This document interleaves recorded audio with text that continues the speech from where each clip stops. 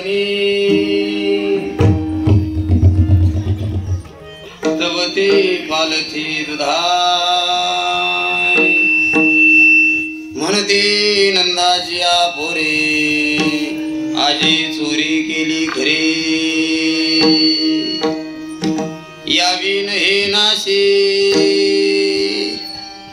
यावीन हे नाशी नोहे दुसरी आयसी म्हणते नंदाची पोरे आजी चोरी केली घरी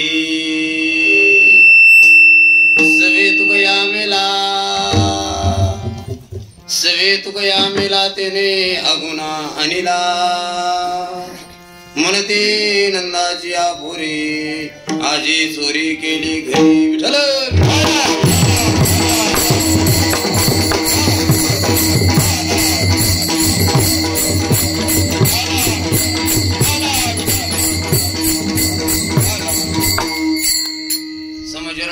सांद्रणीला मुदावं जगननिहितपानि मन्नरं मुन्ननना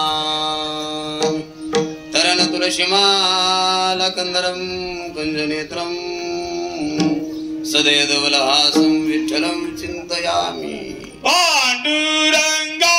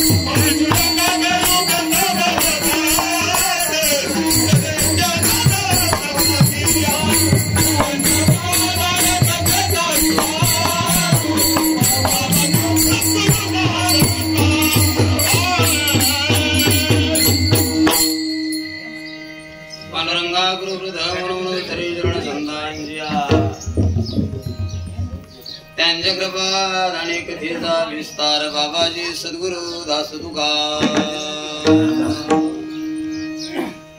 नमो सद्गुरु तुकया ज्ञानदीपा नमो सद्गुरु सच्चिदानंद रूपा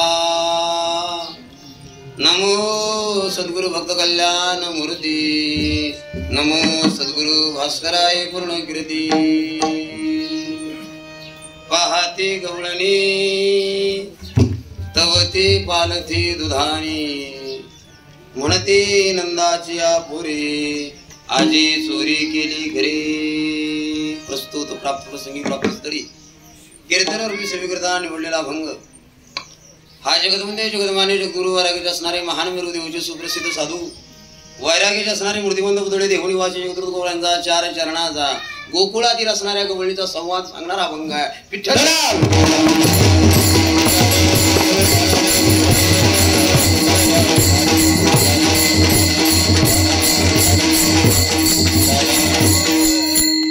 मायबाबांना अभंग तुकोबरायचा आहे आणि जगद्गुरु तुकोबरायच्या अभंगाच्या माध्यमातून गोकुळातील गवळणीच्या बाबतीत घडलेले एक प्रसंग आपल्या समोर मांडत आहे. ते म्हणजे ज्या वेळेला आपला भगवान कृष्ण परमात्मा पेंड्या वाकड्या बोबड्या श्रीदाम्या सुदाम्या मधुमंगल या सगळ्या गोपाळांना जमा करायचा आणि गोकुळातील असणाऱ्या गवळणीच्या घरी जाऊन दह्या दुधाची चोऱ्या करायचा. सगळ्या गवळणी या गोपाळांच्या खोड्यांना आणि चोऱ्यांना वैतागून गेल्या होत्या. पण 60-65 वर्षाच्या एका म्हाताऱ्या आजीनं आयडिया केली, बाईनो हे गोपाळ कधीतरी रात्री रोज येतात आणि आपलं सगळं दहीदूध खाऊन जातात. मी तुम्हाला आयडिया सांगते. म्हणे काय? ती वयस्कर असणारी आजी म्हणते, अगं बाई आपापल्या घरी प्रत्येकीला रोज जागावं लागतं ग, रोज चोऱ्या करायला येतात. मग आपापल्या घरी जागण्यापेक्षा घर पाहुणी एकांताची. आपल्या चौकामध्ये एक रिकामं घर आहे बघा. आपल्या सगळ्या गवळणीनं आपापल्या दह्या दुधाच्या घागरी त्या रिकाम्या घरात घाला, बाहेरून घराला कुलूप लावा आणि आपण सगळ्यांना ओरांड्यावर झोपायचं आणि बारी बारीवर एकीनं जागायचं. आयडिया किती चांगली हो. असाच प्रसंग आहे. गोकुळातलं सगळं दहीदूध एका घरात ठेवलं गेलं. सगळ्या गवळणी वरांड्यावर झोपल्या होत्या. पण कोणाला किती झोपा लावायच्या बाबा कोणाच्या हातात आहे. या बाबानं सगळ्याला झोपा लावल्या होत्या. कधी आला होता सगळं खाऊन गेला होता. म्हाताऱ्या आजीला पहाटे जाग आली. पाहती तर कमरेच्या चाव्या कमरेलाच आहे. घराचं कुलूप तसंच आहे. कुलूप खोलून पाहिलं, जे पाहिलं त्याचं वर्णन तुकोबानं केलं. जे महाराज म्हणतात, पाहती गवळणी तर ती पालती दुधानी. सगळं खाल्लं होतं आणि ती असणारी मडकी पालथी घातली होती. सगळ्या गवळणीला अंदाज लावला. म्हणती नंदाची या पोरे आजी चोरी केली खरे. या नंदबाबाच्याच पोराने केलं. कारण याच्या एवढं नासाडी करणारा जगात या कुकुळात दुसरा पोरगा या विन हे नाशिनो हे दुसरी आयसी. एक बाई म्हटली, बाई एवढं फड्या करतं, एवढी सांडलवड करतं, एवढं नासाडी करतं, याला आणला कोणी? रागाच्या भरात ती गवळण मध्ये बाई सवे तुकिया मेला. ते मेल्या तुकाराम महाराजांना आणला. तेने अगुणा आणला. एवढा गोड प्रसंग या गवळणी. पण या अभंगार बोलण्यापूर्वी अल्पसा परिहार देणं गरजेचं आहे बघा. तो परिहार म्हणजे असा, तुमच्या ध्यानात आले रामनवमी आणि हनुमान जयंतीचा पिरियड आहे म्हणून बसून गेलाय कसा. त्या दादासाठी एकदा जोरदार टाळी वाजव म्हणजे आवाज द्यायचा कसा त्याला लय गोड आहे बघा. प्रतिवर्षाप्रमाणे याही वर्षी अतिशय भक्तिमय आनंदमय वातावरणात अगदी थोर साधू संतांच्या कृपा आशीर्वादाने गुरुजन गायक वादक आमच्या महाराज मंडळीच्या उपस्थितीत पंचक्रोशीतील दानशूर व्यक्तीच्या दातृत्वानं ग्रामस्थ मंडळी म्हणजे देवले मावळ ठीक नाही यांच्या आर्थिक आर्थिक प्रयत्नातून चालू असलेला आपला अखंड हरिनाम सप्ताह वर्ष 23 आणि 23व्या वर्षामध्ये हे सांगतेचं कीर्तन आहे, समारोपाचं कीर्तन आहे. हे कीर्तन ज्यांच्या माध्यमातून माझ्या वाट्याला आलं ते आपल्या गावचे असणारे एक सामाजिक कार्यकर्ते, सरपंच, आमचे जिवलग मित्र महेंद्रदादा आंबेकर बरोबर ना, आणि तुम्ही समजता असणारी ग्रामस्थ मंडळी. आजच्या कीर्तनासाठी ज्यांचं सौजन्य आहे ते सौजन्यकार असतील. सर्वांच्या चरणावरती नतमस्तक होतो. सेवेला थोडा उशीर झालाय, उष्णता आहे फार आणि 12च्या अगोदर आपल्याला थांबायचंय हे भान ठेवून मी कीर्तनाच्या सेवेकडे वळतोय. विठ्ठल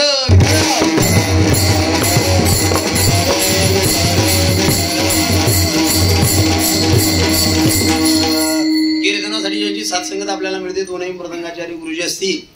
आमचे जिवलग मित्र आमच्या सोबत आलेले विवेक महाराज चौधरी सुद्धा सुंदर मृदंगाचार्य आहेत. गायनाचार्यांमध्ये कदम बाबा आपली परवा मोहिते महाराज. आपण बाबा महाराजांच्या मठात भेटलो तो म्हाळून गेला आता 4 दिवसापूर्वी बरोबर ना, म्हाळून गेंगळ्याला. सोपान महाराज माझे मित्रच आहेत. दादांचे सुद्धा अनेक कार्यक्रमात साथ संगत मिळाली. सगळ्याचा नाम उल्लेख जरी मला परिचयाची नसली, तोंड ओळखीनं परिचयाचे. तुम्हाला सर्वांसाठी एक वाक्य वापरतो बघा. आवडलं तर श्रोते मंडळीनं टाळी वाजवायची, त्यांच्यासाठी पण आवडलं तर. आम्ही रोज कार्यक्रमाच्या माध्यमातून रोज एक गाव आणि रोज एक घर आम्हाला पाहायला मिळतं. या जगाच्या बाजारात फिरत असताना पैशानं श्रीमंत असणारी घरं आणि पैशानं श्रीमंत असणारी गावं माणसं आम्हाला पावलं पावले भेटतात. पण कलेनं श्रीमंत असणारे गुणवान कलाकार शोधायचे म्हटलं कीर्तनकाराला पावलं झिजवावी लागतात. सुंदर साथ संगत आहे. गुरुजींसारखे मृदंगाचार्य, गायनाचार्य सारखे सम्राट आहे. मला बोलायला लेकराला काय लागत आणि त्यात काय तुम्ही घाबरायचं नाही. मी काय संशय शिकलेला, मला स्वराचा पत्त्याने मी आवतावरचा सूर वापरितो. हा किती आला ते कोणाला कळत नाही. हा सांगितलेलं बरं. 13 वर्ष झाली पार मारतात. लोकाला आवडलं याच्यासाठी कधी कीर्तन केलं नाही मंडळी. ज्याला करायचं ज्याच्यासाठी करायचं त्या देवाला आवडावं. आणि मला वाटतं त्याला आवडतं म्हणून तो रोज 3 टाइम फिरतो. रोज 3 कीर्तन आहेत. 8 दिवस झाली. दिसायला साधाच आहे. कीर्तनाच्या दिशेने आपण वळूया. काल्याचं कीर्तन आहे. काल्याचं कीर्तन म्हणजे सांगतेचं कीर्तन, काल्याचं कीर्तन, समारोपाचं कीर्तन. मला सांगा ठीक साहेब, घराचं काम चाललं, मंदिराचं काम चाललं, कुठपर्यंत चाललो? ज्या दिवशी मंदिराचा कलशारोहण झाला, मंदिराचं काम संपलं. नदीचं वाहन चाललं कुठपर्यंत जाईल? सर बघ, नदी समुद्राला जाऊन मिळाली, नदीचा प्रभाव थांबला, वाहन संपलं. का सप्ताह चालला कुठपर्यंत चालेल? काल्याचं कीर्तन झालं, सप्ताह संपला. काला झाला का घरी आला? उद्या आला तर देवळ्याची माणसं म्हणतील आता का आला? काला झाला का सगळं संपलं. सांगतेचं कीर्तन. आणि काल्याच्या कीर्तनाला नियम आहे मंडळी. पहिल्या दिवसाच्या कीर्तनकारानं नामपर बोललं पाहिजे, दुसऱ्या दिवसाच्या कीर्तनकारानं संतपर बोललं पाहिजे, तिसऱ्या दिवसाच्या कीर्तनकारानं ज्ञान भक्ती वैराग्य असं वाढत जाऊ द्या. मागणी हा स्वतंत्र विषय आणि काल हा समारोपाचा विषय. बघा, काल्याच्या कीर्तनात किती विद्वत्ता असणारा वक्ता तुम्ही बोलवा, त्या वक्त्यानं आपलं ज्ञान पाजळायचं नाही. त्या वक्त्यानं काय केलं पाहिजे? काल्याचं कीर्तन म्हटलं का फक्त एकाच चरित्राचा उच्चार करायचा. चरित्र ते उच्चाराने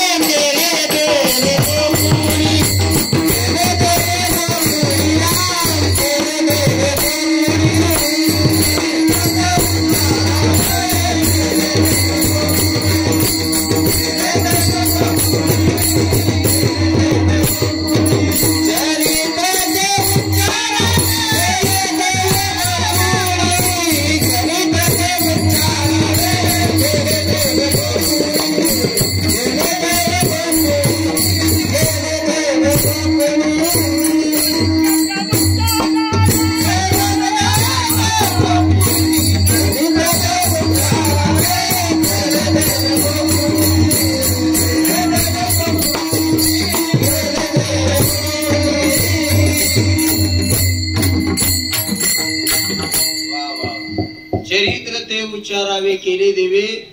भगवान कृष्ण परमात्म्यानं गोकुळात केलेल्या चरित्राचा उच्चार करणं म्हणजे काल्याचं कीर्तन. देवाच्या चरित्राचा काय करायचा? उच्चार, आचार करायचा रामाच्या जीवनाचा. माझ्याकडे लक्ष द्या ना, महिला मंडळी येणारी कार्यक्रमाला चालले ना,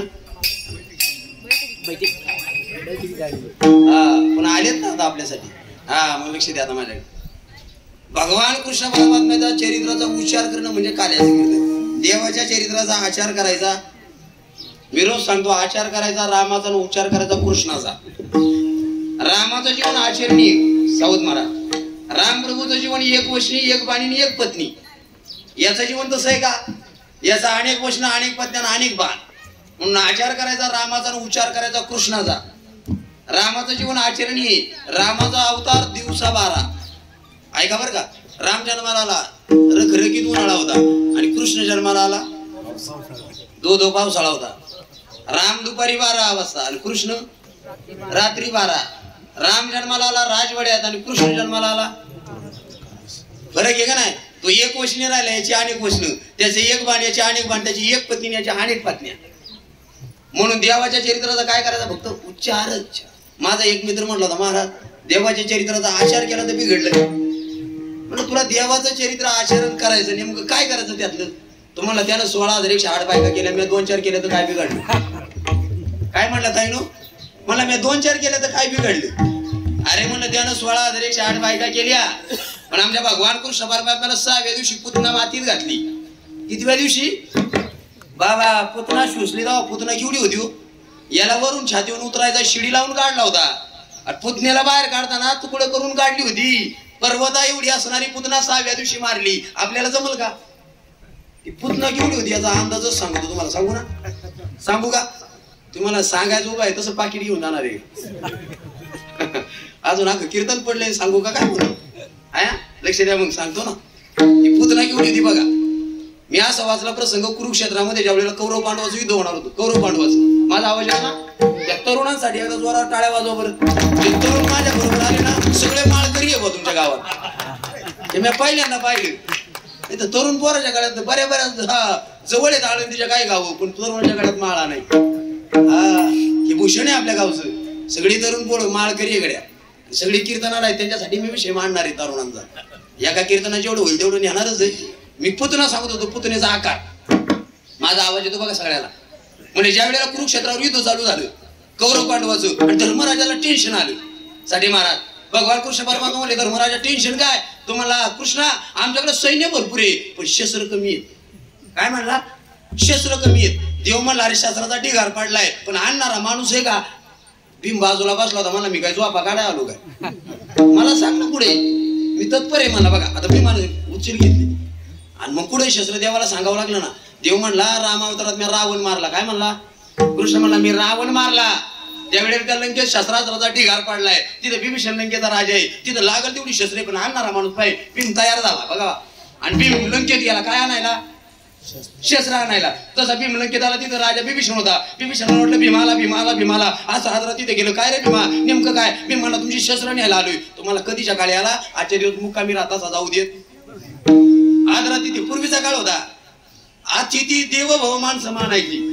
पूर्वीचा काळ होता दारात आलेला तिथे देवासारखं प्रेम करायची लोक आता कुत्र्यापासून सावध राहा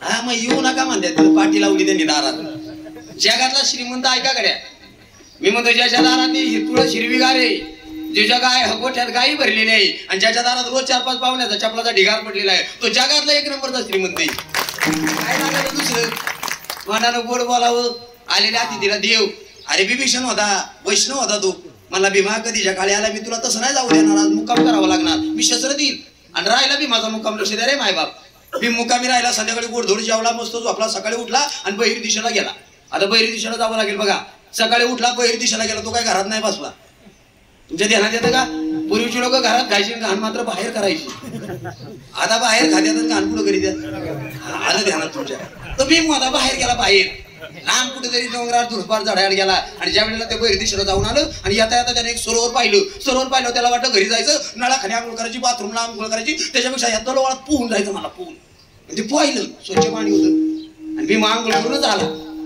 भीमाला बिभीषणानं पाहिला आणि बिभीषण मला भीमा रात्री एवढ्या गाईवर आला होता आता उरक ना अरे कर ना आंघोळ कर ना नाश्ता जायचं ना तर मला झाली आंघोळ भीम काय म्हणला बिभीषण म्हणला अरे तू आंघोळीला घरात आलाच नाही आंघोळ केली कुठं तुम्हाला मी बहिरी दिशेला गेलो तिकडे मी तळ पाहिलं आणि ते स्वच्छ पाणी पाहिलं मला पोहायची इच्छा झाली मी पोहून आलोय पोहून हा बिभीषण म्हणला मी जसा राजा झालोय तशी इट नाही लावली तळ नाही बांधलं कन्या तळ्यात पोहायला हा प्रश्न कोणाला पडला बिभीषणाला अरे मी म्हटलं तळच नाही आमच्या लंकेत तुम्हाला नाही का उजव्या बाजूला मी तिकडे लांब गेलो होतो तिथे एक तळ आहे आणि मग त्या बिभीषणाच्या ध्यानात आलं म्हणला भीमा अरे ते मी बांधलेलं तळ नाही त्या राम अवतारात रामाने माझ्या भावाला बाण मारला होता माझा भाऊ कुंभकर्ण माझ्या भावाची कवटी तुडली होती रामाने एका बाणात त्या अर्ध कवट तिथं पडले त्या कवटीत पाणी साचले आणि त्याच्यात तुटून आलाय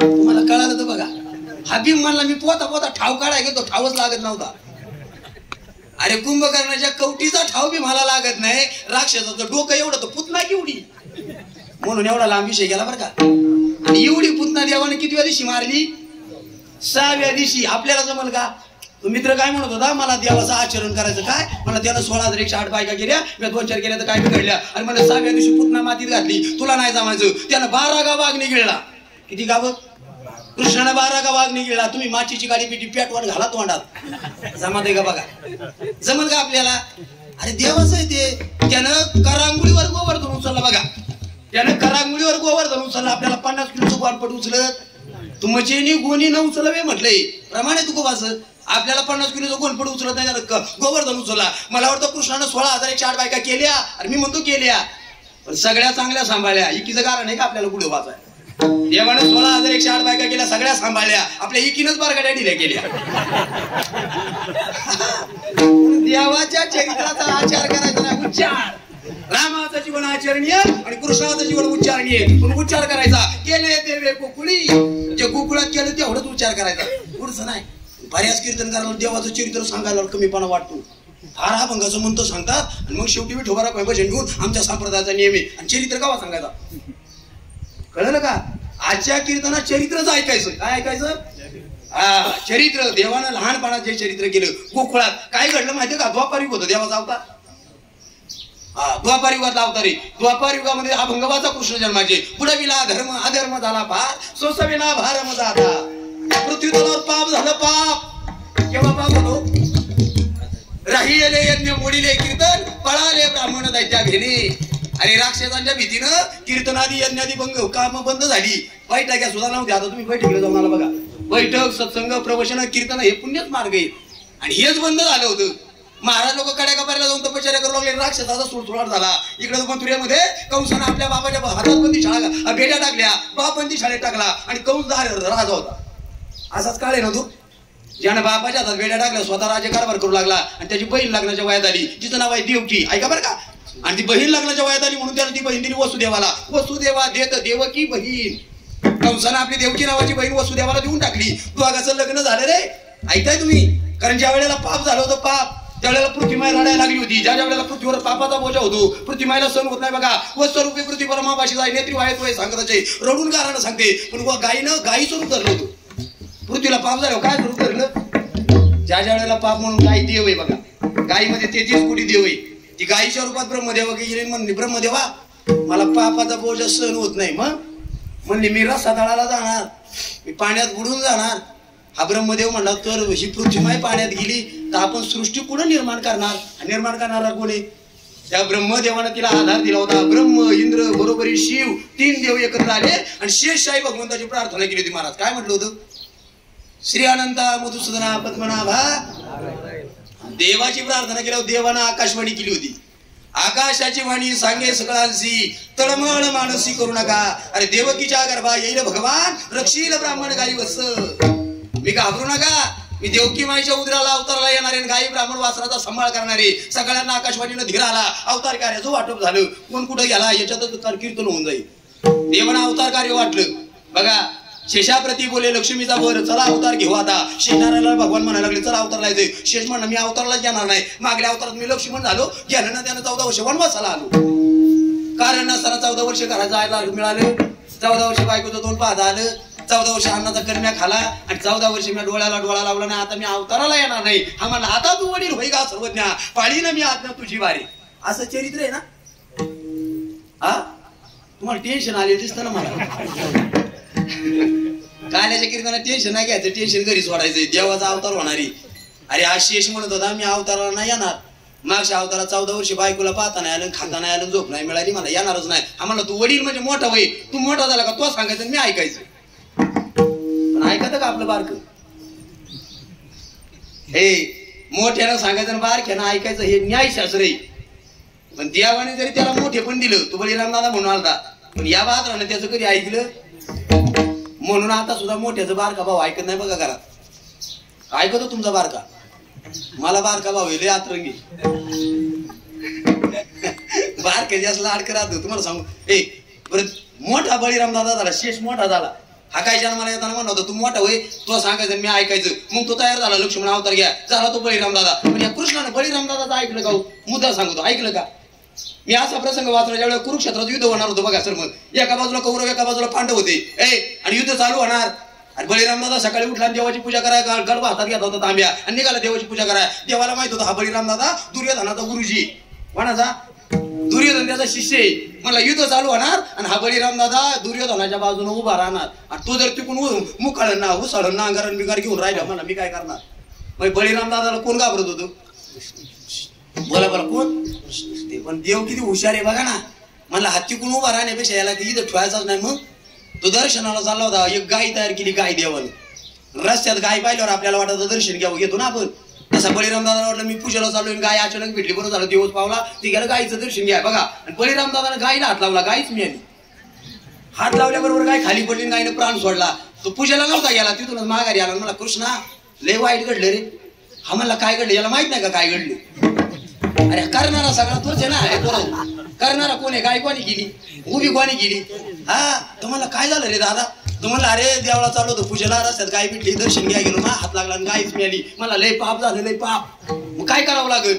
मला पाप फेडावं लागेल. कशानं मला तीर्थयात्रा करावं लागेल. बळीराम दादा मला उद्या युद्ध करायचंय आणि तो दुर्योधन कसा लढतोय मला बघायचंय. आम्हाला पापाचा बोजा डोक्यावर झालाय. पापाचं गाठोडं घेऊन कुणी बघा तर का पहिलं तीर्थयात्रेला जा. याला तीर्थयात्रेला काढून दिला आणि युद्ध उरकून घेतलं. हा नाही तर बळीराम दादा जर तिथं असा तर काय कृष्णाला आवरतोय. हा प्रसंग आहे. तो जन्माला येताना म्हणला तुझं ऐकलं पण ऐकलं. मग तो सत्य वागला नाही म्हणून त्याचं आचरण करायचं. आलं का ध्यानात. ही कारण आहे त्याची. जाऊ द्या. अवतार कार्य चालू झालं. इकडे वसुदेवा देतो देवकी बहिणीचा मुद्दा आलाय आपला. वसुदेवानं आपली देवकी नावाची बहीण कंसाला दिली मंडळी, आणि कंसाबरोबर बरोबर आहे का? चुकलं ना, मला सांगा का नाही? त्या कंसानं आपली देवकी नावाची बहीण वसुदेवाला दिली, आणि वसुदेव देवकीचं लग्न झालं. आता कंसानं आपला बापंती शाळेत टाकला होता, बहिणीचं लग्न भावानं केले बघा. पण त्या भावाचं एवढं प्रेम होतं त्या देवकीवर. अरे आपल्या बहिणीने त्यानं 850 कोडे आनंद दिली. सोपान महाराज ती 850 कोडे. आणि जशी लग्न झालं संध्याकाळी निघाली, काय निघाली? लोक लाज त्यातच का मला कळत नाही. तुमची झालीच नाही का? अरे लगेच झाले वरात, म्हणजे अशी झाली त्याने तरी बोला ना वरात, आहे का नाही? काय लाजायचंय? अरे लग्न झालं तिची निघाली वरात, त्या वसुदेव देवकीची. वराती 850 कोडे होते. अरे हा साला जमा होता, बँड होता.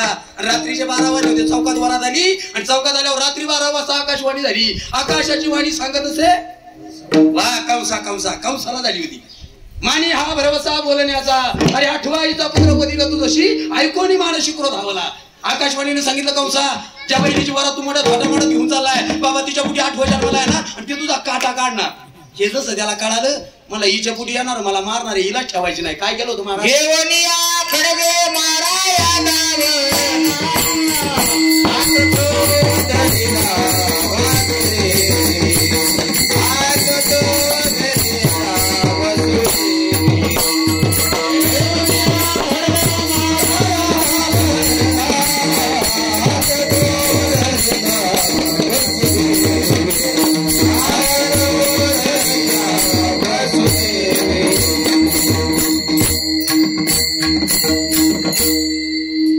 आकाशवाणी ऐकल्याबरोबर कंसाला राग आला होता, आणि कंस म्हटला, अरे हिच्या कुठे येणार, जर मला मारणारे माझा वैरी होणारे, हिलाच ठेवायची नाही.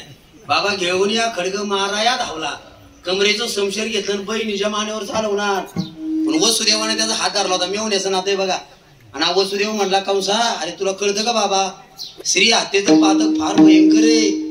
अरे हिच्या पुटी येणारा पोरगा जर तुला मारणार आहे, हिच्या पुटी जन्मालेली पोरं मी तुला आणून देईन, पण तू काय स्त्रीला मारू? स्त्री हत्येचं पातक किती वाईट आहे सांगू का? तुम्ही शिवलेला अमृत ग्रंथ वाचा. तुम्ही जर रस्त्यानं चालला, रस्त्यानं, आणि चुकून आपण शेतकरी आहे बघा, आपल्या पायाखाली कधीतरी किडा मुंग्या मारतात मंडळी. जर गाडाभर किडा मुंग्या आपल्या पायाखाली कधी मेल्या, तर एक बकरी मारल्याचं पाप आपल्या जीवाला लागेल. 100 बकऱ्या कधी आपल्या हातून मेल्या, तर एक बैल मारण्याचं पाप लागतं. 100 बैलांचा वध या हातून कधी झाला, तर एक गायी मारण्याचं पाप लागतं. 100 गायी कधी आपल्या हातून गेल्या, एक ब्राह्मण मारण्याचं पाप लागतं. 100 ब्राह्मण हत्या आपल्या हातून काढल्या, एक स्त्री हत्याचं पाप लागत. एवढं वाईट आहे स्त्री हत्या. सरकारला उशिरा कळालं, आणि म्हणून सरकारनं आता स्त्री भ्रूण हत्या बंद केल्या बघा. आता होत नाही, होते आता काही. स्त्री हत्याचं पातक लय भयंकर आहे गड्या. तो वसुदेव म्हणला, कंसा अरे एवढं पाय वाईट पाप डोक्यावर घेऊ नको ना, तुला हिच्या पुटी येणार, मी तुला आणून देईन. आणि असं म्हटल्याबरोबर लगेच त्या कंसानं काय केलं, त्या वसुदेवाला देवकीच्या हातात बेड्या टाकल्या, आणि आपली बहीण आणि मेवणा बंदी शाळेत घातला मायबा म्हणून. ए बघा रे, स्वतःच्या भावानं बहिणीला बंदी शाळेत घातले, बापाही बंदी शाळेत, यालाच म्हणायचं पाप. आणि बंदी शाळेत असताना वसुदेव देवकीला दिवस गेले. देवकीला काय झाले ते म्हणा, लग्न लगेच झालं, बंदी शाळा लगेच दिवस गेले म्हणतो. सगळा काळ सांगायचं, कीर्तन कवा सोडायचं, म्हणून दिवस गेले ग्रहित धरा. देवकीला काय झाले, दिवस गेले, आणि देवकीला पहिलं अपत्य जन्माला आलं. काय होतं देवकीला पहिलं? सांगा ना हो, किती कीर्तन ऐकली तुम्ही? मी तुमच्या लेकरा सारखा आहे. देवकीला पहिला अपत्य जन्माला आलं होतं, मुलगी काय आली होती. आणि बातमी कळाली कंसाला, बघा मला हिच्या पुटी जन्माला आलेला आपला वैरी ठेवायचा नाही. पडत आला कंस, मुलगा का मुलगी त्याला घेणं देणं नाही. बाबा धरलं तर हिसकून घेतलं. माझ्या माईनं 9 महिने उदरात वागवलं, प्रसूतीच्या यातना सण केल्या, आणि नुकतंच पोरग जन्माला आलं. दुसऱ्यानं वार पडल्यावर काय वाटलो. अरे देवकी रडायला लागली होती, आणि रडता रडता म्हणली, दादा तुला एक सांगू का रे, अरे तुला मारणारा 8वा म्हणजे पुरुष असन, ही स्त्री आहे, आणि बाई माणूस कुठं पुरुषाला मारित का रे? अरे तुला मारणारा 8वं हे पहिलं, दादा नको ना मारू. अरे पोरगी लहानाची मोठी झाली, मी कधी दमले त्या, कधी पाण्याची कळशी भरून, कधी शेतात काम करून दमले त्या, कधी भाकरी करून उठलं त्या कंसाला. बरं कंसाला दया आली, बहिणीची पोरगी नाही मारली महाराज, तशीच पोरगी सोडून कंस गेला होता. आणि त्या देवकीला असा आनंद झाला, म्हणजे बाई लोक म्हणतात कंस लय वाईट आहे, पण माझा दादा किती चांगला आहे. दादा वाईट होता का? बरोबर मारलंच नव्हतं त्यानं पोरग, कंस तसाच निघून गेला होता. पण देवाला सण नाही झालं. देव म्हणले कंसाला पाप नाही झालं तर याला आपल्याला मारता यायचा नाही. बघा मग देवा आधी काय करायला येतो, देवानं याचं पुण्य कमी करण्यासाठी कोणाला पाठवलं, पुण्य सारावया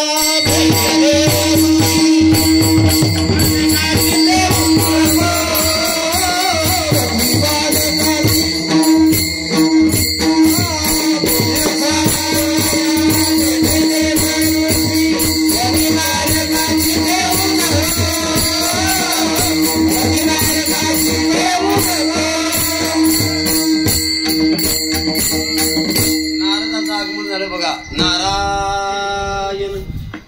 आणि कंसानं नारदाला पाहिलं आणि कंस म्हणला नारदजी फार दिवसाने येणं गेलो. आणि नारद म्हणला कंसा तुझा वर समाजला रिकामा झालाय म्हणून आलो.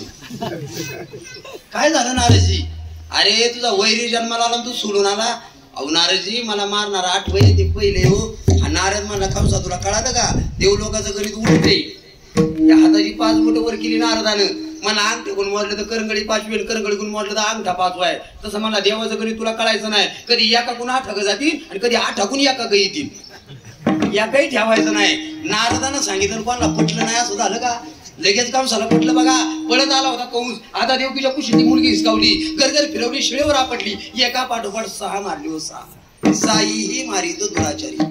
मायबापानं स्वतःच्या बहिणीची 6 अपत्य कंसानं मारली आई. आणि 7व्यांदा देवकी मायला दिवस गेले.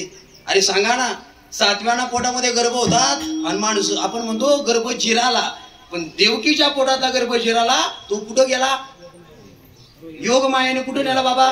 रोहिणी उदरी नेऊन घातीला. आता रोहिणीच्या उदरात घातला. रोहिणी कोण हो? कोण आहे रोहिणी? तुम्ही बोला ना. अरे वसुदेव दादाची दुसरी पत्नी बरोबर आहे ना. ती राहते कुठं? गोकुळामध्ये. कोणाकडे राहते? नंदबाबाकडे राहते. तुम्हाला जर जास्त वाचन पकडायला मिळालं की नंदबाबाच्या नात्यानं कोण होती एवढं मला सांगा. मी लय ग्रंथ वाचलेत सापडत नाही बघा. आणि काहीतरी नातं असल्याशिवाय एखादी पोरगी एखाद्या माणसाकडे राहते काय? आता रोहिणीचं नंदबाबाचं नातं असल्याशिवाय राहत असेल का? मग नातं काय कधीतरी वाचून बघा. मी शोधलंय पण नाही शोधता येत. नंबर 2 ची गोष्ट. ज्या दिवशी वसुदेव आणि देवकीच्या हातात बेड्या आल्या लग्नाच्या बोल्यावर त्या दिवसापासून वसुदेवाची रोहिणीची गाठ भेट. माझा प्रसंग लक्षात येतो तुम्हाला. रोहिणीची त्याच्या मालकाची गाठ भेट आहे का? किती वर्ष? मध्ये 6 पोरं झाली. 6 पोरं झाली म्हणजे 10 वर्ष तर नक्की गेली ना बाबा. मग 10 वर्ष जर रोहिणीची वसुदेवाची गाठ भेट नाही. इकडे झोपत तिचा गर्भ शिराला देवकीचा तिच्या पोटात आला. तिला बरं वाटलं असेल का? जेव्हा पाठ जागी होऊन पाहिलं तर पोटात गर्भ होता. रडायला लागली होती रोहिणी. तुम्ही वाचा. त्या रोहिणीने विचार केला बाई परपुरुषाच्या तोंडाकडे पाहिलं नाही. नंदबाबाला बाबा म्हणून मी राहते. नवऱ्याशी माझे 10 वर्ष गाठ नाही आणि परपुरुषाच्या तोंडाकडे पाहिलं नाही पण पोटात गर्भ राहिलाय. लोक काय म्हणतील? जशी जागी झाली रडायला लागली मायनो. रडता रडता यमुनेच्या तीरावर गेली. म्हणजे जगायचंच नाही जगाला तोंड दाखवायचं नाही. यमुनेत उडी टाकणार. आकाशवाणी झाली आणि आकाशवाणीनं सांगितलं रोहिणी घाबरू नकोस गर्भ वसुदेव दादाचा आहे. आकाशवाणीनं संदेश दिला गर्भ सांभाळला. तिथं बळराम दादा जन्माला आला. आकाशवाणीनं हा हे चरित्र वाचा रोहिणीचं. फार मोठी पतिव्रता आहे ती. तिथं बळीराम दादाचा जन्म झाला आणि 8व्यांदा माझ्या देवकीला दिवस गेले. आता 8व्यांदा दिवस गेल्यावर कोण येणार आहे हो? हे भगवान कृष्ण परमात्मा उदरात येणारे. माझ्या माईनो देव पोटात होता म्हणता देवकीचे तेज दिशे जायचा. त्या देवकीच्या चेहऱ्याहून कळत होतं. तुम्हाला बाळ कसं जन्माला यायचं ना तुमच्या चेहऱ्याहून कळत बघा. घराची काळा कोण सांगत? अंगणाहून कळत हे घर कसं. आईला 7व्या-8व्या महिन्यात डोळे लागले ना त्या डोळ्याहून कळत बाळ कसं. तुम्हाला जर डोळे चांगले लागली ज्ञानेश्वरी वाचावी ग्रंथ वाचावा तीर्थयात्रा करावी असे चांगले डोळे लागले तर नक्कीच सज्जन पोरगा जन्माला येणार. पण माझ्या माईनं माझ्या आई बहिणी आहेत बघा तुम्ही. तुम्हाला जर 7व्या-8व्या महिन्यात खारट खाऊ वाटलं तुम्हाला आंबट खाऊ वाटलं आणि तिखट खाऊ वाटलं नक्कीच बाहेर येणार पोरग चकना खाणार.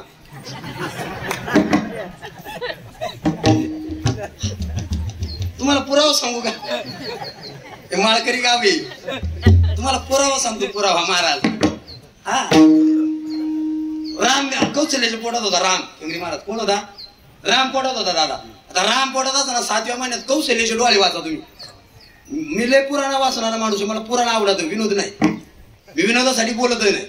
पण राम जन्माला येणार होता त्या कौशल्याला डोळे लागले. ती म्हणत होती आणि रे धनुष्य मारी न रावणा आणि लंका बिभीषणा देईन मी.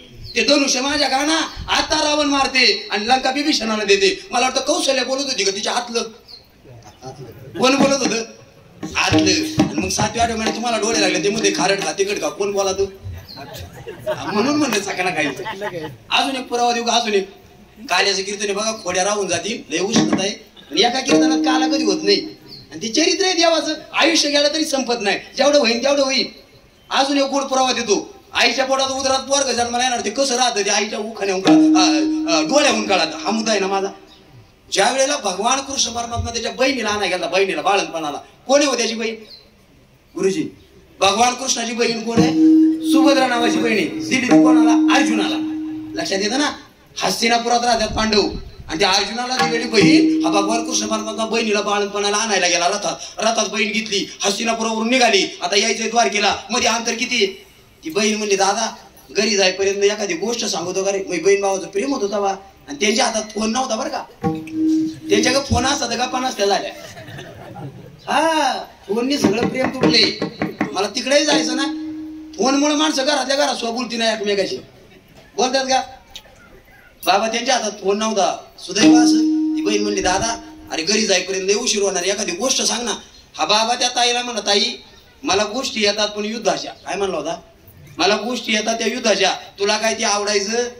ही म्हणली आवडलं तर ऐकन पण तू सांगायचं सुरुवात कर. आणि मग भगवान कृष्णाने आपल्या बहिणीला गोष्ट सांगितली होती बघा, लढाई कशी करायची ही सुरुवात आहे, युद्ध कसं करायचं.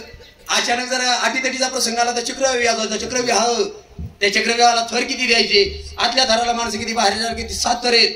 त्या थराची माणसं सांगत होता. तो भेदन कसा करायचा, फोडायचा कसा, हात कसं शिरायचं हे सांगत होता. हे काय त्या बहिणीला पटलं.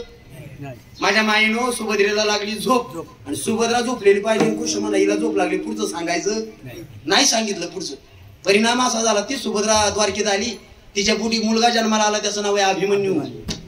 योग असा आला, दुर्दैव आमच्या अभिमन्यूचं. एक दिवशी कुरुक्षेत्रामध्ये लढाईमध्ये त्या अभिमन्यूला चक्रव्यूह भेदन करायची वेळ येते. मला सांगा अभिमन्यू चक्रव्यूह भेदन करायचं ज्ञान कुठे शिकला होता, आईच्या पोटात. बघा अरे त्याच्या आईनं जर सगळी कथा ऐकली असती तर अभिमन्यू बाहेर सुद्धा आला असता हो. पण पुढची कथा आईनं ऐकली नाही म्हणून अभिमन्यूला बाहेर येता आलं. म्हणून मायबापानं चूक आईची झाली का पोराची. लोक म्हणतात पोरं बिघडली, मग नेमकं काय बिघडली. आता माझं चुकलं का. लहानपणाचे संस्कार ते आयुष्यभर रुजतात. म्हणून आई बाप मार्ग दावून गेले आधी येतो वडील जे जे करीती, आई वडील जे अनुकरण करणार ती पोरं करतात. तुम्हाला अजून एक प्रसंग सांगतो. मी साने गुरुजीचा प्रसंग वाचत होतो. साने गुरुजी लहान होते, 5 वर्षाचं वय होतो. आणि 5 वर्षाच्या साने गुरुजीला माझ्या माईनं त्याची आई आंघोळ घालत होती. पण पूर्वीचा काळ होता, मी मगाशी सांगितलं, पूर्वीच्या आंघोळी बाथरूम मध्ये नव्हत्या. आता कुटीचं बाथरूम आहे बघा, लाखो रुपयाचं तर नक्की लोकांची बाथरूम आहे. मला घेणं नाही ते कसं आहे बांधा, पण बांधताना जपून बांधा, नाही तर बाथरूम मध्ये काही माणसं गेलेली मी पाहिजे, हे दावा केली. म्हणून मला अनुभव आहे. पैसा आला म्हणजे कुठं गुतवायचं ते बी कळालं पाहिजे, व्यवस्थित बांधायचं. बरं जाऊ द्या. या साने गुरुजीची आई आंघोळ काढत होती वट्यावर. कुठं काढत होती, तरुण वर्ग वट्यावर आंघोळ काढत होती. 5 वर्षाचा साने गुरुजी. आईने आंघोळ घातली, बोटाला धरलं. श्याम म्हणायची बघा त्याला, श्याम चल म्हणली घरात. या 5 वर्षाच्या श्यामनं आईच्या बोटाला धरलं ना, हा घरात निघणार. पण त्या पोरालाच वाटलं माझे पाय ओले, आणि मध्ये वाटा होता, वाट्यावर फुपाटा होता. तो मला आई बघ ना माझ्या पायाला माती लागल. काय म्हणला, आई माझ्या पायाला माती लागल. अरे आईला त्या लेकराचं एवढं कौतुक असो माईनो. त्या आईला वाटलं माझ्या बाळ म्हणते पायाला माती लागून, तिनं डोक्यावरचा पदर काढला आणि खाली हातारला. बाळा या पदरावर पाय दे. आणि आमच्या श्यामनं आईच्या पदरावर पाय दिला. या 5 वर्षाच्या श्यामनं आईच्या पदरावर पाय दिला. आईच्या डोळ्यात पाणी आलं, सांगितलं आईनं. आई म्हणते श्याम, श्याम तुला सांगू बाळा, आज पायाला डाग लागू नये म्हणून एवढा जपतो बघ, उद्या चारित्र्याला कलंक लागून म्हणून जपलं पाहिजे. साने गुरुजीच घडला. आईच्या आणि वडिलाच्या संस्कारावर घडतात. इथं भगवान कृष्ण जन्माला यायचा, देवकीच्या त्याचं दिशा जायचा सूर्यासारखा लख प्रकाश पडला होता. श्रावण महिना होता, बुधवारचा दिवस होता, अष्टमीची तिथी होती, रात्रीचे 12 वाजले होते. आणि भगवान परमात्मा 8 वर्षाचा अयोनी समोर प्रगट झाला होता. गोपाल कृष्ण भगवान देव अवताराला आला. किती वर्षाचा, 8. बरं 8 वर्षाचा देव पाहिला. म्हणजे देवची माता म्हणते बाळा कोण रे तू, तो अयोनी संभव आहे. तू भगवान म्हटलं आई मी तुझा पोरगा नाही का. ती आई म्हणली बाळा नुकतं जन्माला आलेलं पोरग पुढे एवढं मोठं असतं का. तो कृष्ण असा हुशार होता माझ्या आईनो. तो म्हणला आई नुकतं जन्माला आलेल्या पोराला बोलता येत, मला बोलायचं म्हणून मोठा झालोय, मी बारीक होणार आहे. मग त्या आईला असं वाटलं याला काय बोलायचंय. आईनं पटकन कान पुढे गेला आणि या 8 वर्षाच्या कृष्णानं आईच्या कानात सांगितलं, आई मला इथं राहायचं ना, आपल्या बाबाला म्हणावं काय कर, नंदाच्या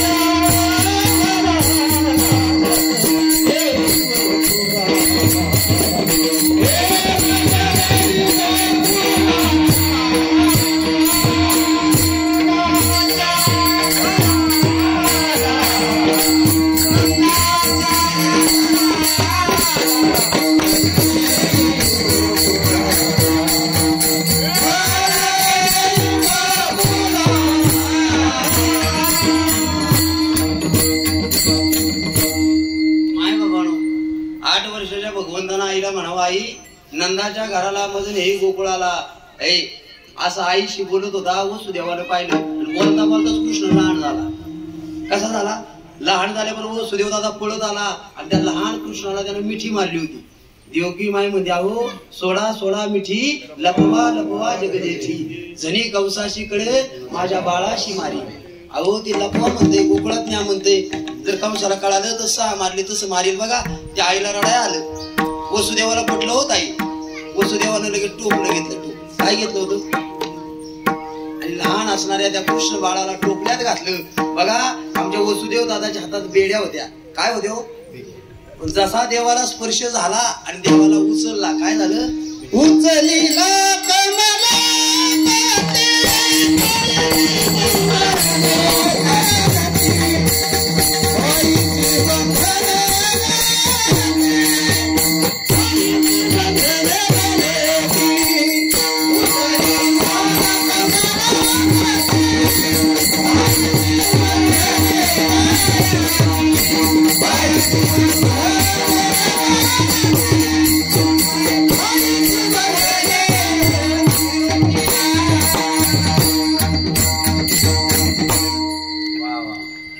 महाराजांसाठी जोरात टाळी वाजवून.